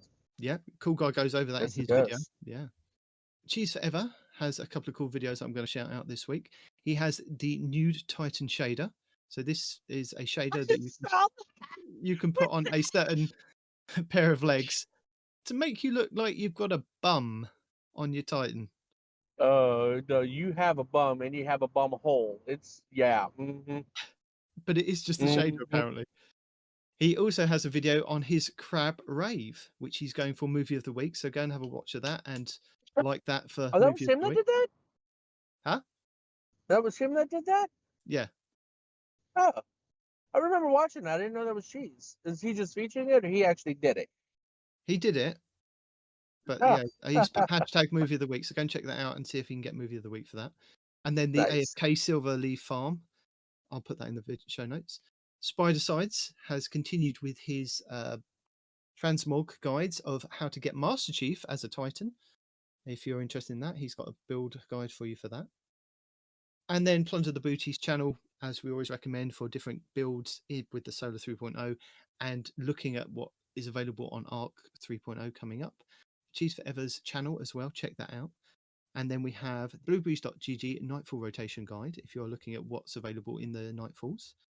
And then following on from that, we have the Grandmaster Nightfall Guide. So if you're doing your Grandmasters, they will be available just below our tips, tricks, guides, and builds. And this week I have added Fallout Plays Easy, One Phase Corrupted Boss, and Above's Corrupted GM Guide. And then we have Season of the Haunted guides and Thronewell guides, and then any other links that we think that would help you in the Destiny universe. So this is kind of the 100.io with the Guardian Hub and Guardian Down is in there. So if you want to click that and join that, you can sign up to the 100.io and get involved in organising some raids, whatever you need. The Destiny podcast list. If you want to listen to other Destiny podcasts, there's a full list in our show notes. If you click the link, we've got cosmodrome.page, bluebreeze.gg, Destiny Emblem Collector. If you're interested in collecting emblems, there is a page for that apparently. Destiny recipes, D2 Gunsmith if you're looking for different things for your weapons and different roles and how you can kind of craft them. Armor picker to help you get that triple 100. Yep. And then we've got links to the apps, Little Light and Destiny Item Manager. Plethora of links in our show notes. And then also a link to our Discord, our emails, Twitters, Facebooks, and our YouTube channel and all that stuff. All the good stuff. And you know who you are. But the fact that we've promoted Dim so many times and you only just discovered it, shame on you. You know who you are. Or do they? No, he does. He goes, man, did you hear about this thing called Destiny Item Manager? Are you kidding? Are you actually kidding? Yeah, dude. We talk about it all the time. Everybody knows about it. He goes, oh, I just found it. Oh, my God. Oh, Shame. so yeah, there's all my tips, tricks, guides, and builds this week. Nice. So where can the people find you, Hawk, if they are interested in Frisbee golf? Well, I still have my TikTok going, and once we get up and going more, I will be sending you guys more information to broadcast that. But as of right now, you can find me on Discord, being my gamer tag, HAwkSlay3r with the 3 at the end instead of an E.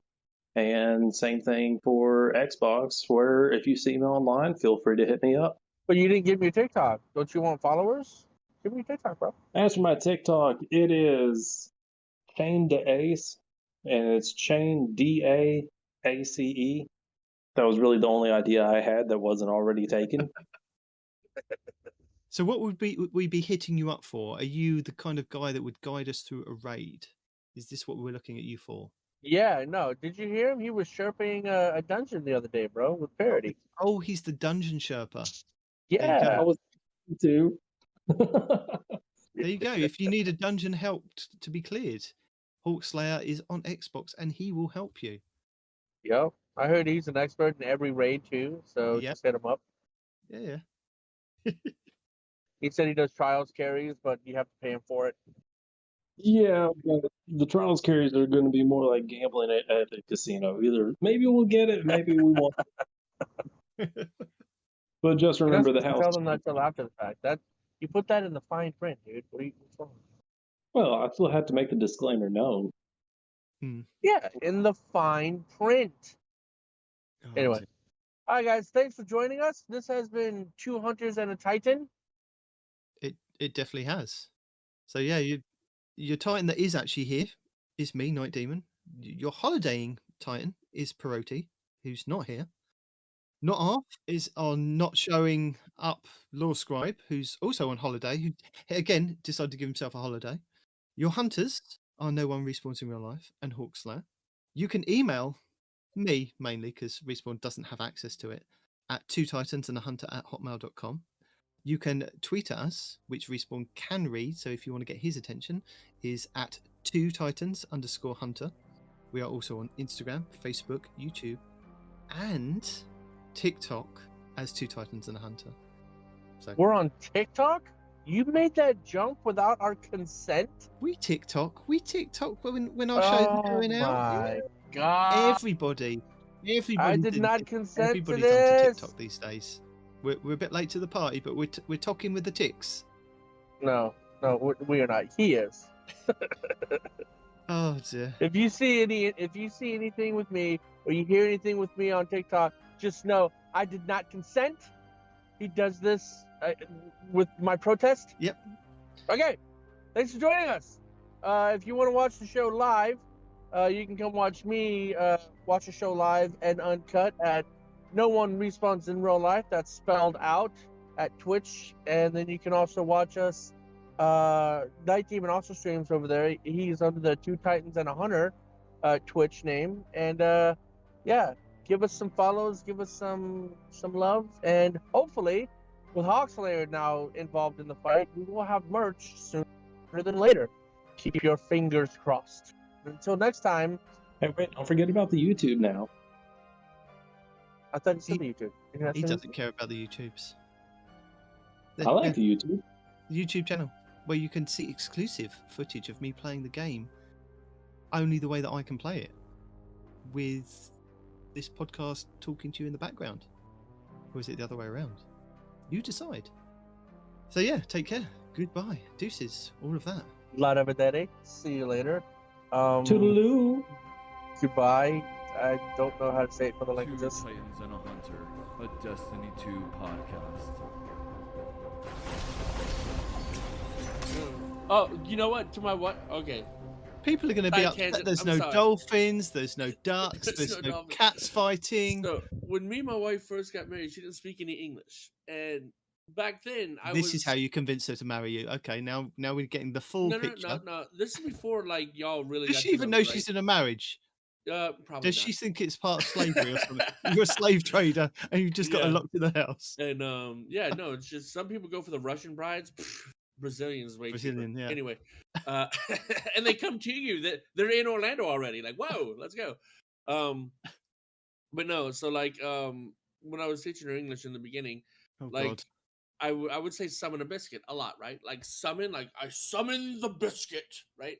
And I would say that whenever I get frustrated on something. And one of the things that's one of the happy moments in my brain that just kind of take residence there is my wife was doing something and like she dropped something on her toe and she goes, "Oh, summon a biscuit!" And she goes, "Oh," and put both hands over her mouth like she that was a bad word. I couldn't stop laughing. And she goes, "It's not funny. It hurt." I'm like, "That's not why I'm laughing." Just don't worry about it. I'm dying. That is definitely something I'd like to see. You teaching a foreign person to speak English. Hey, you've heard then her on the mic. Biscuit's a swear. She's all right. Yeah, Oh, some of dear. the biscuit. That was the funniest thing ever. She thought that was a bad word. Ah! All right, I'm done. Go ahead.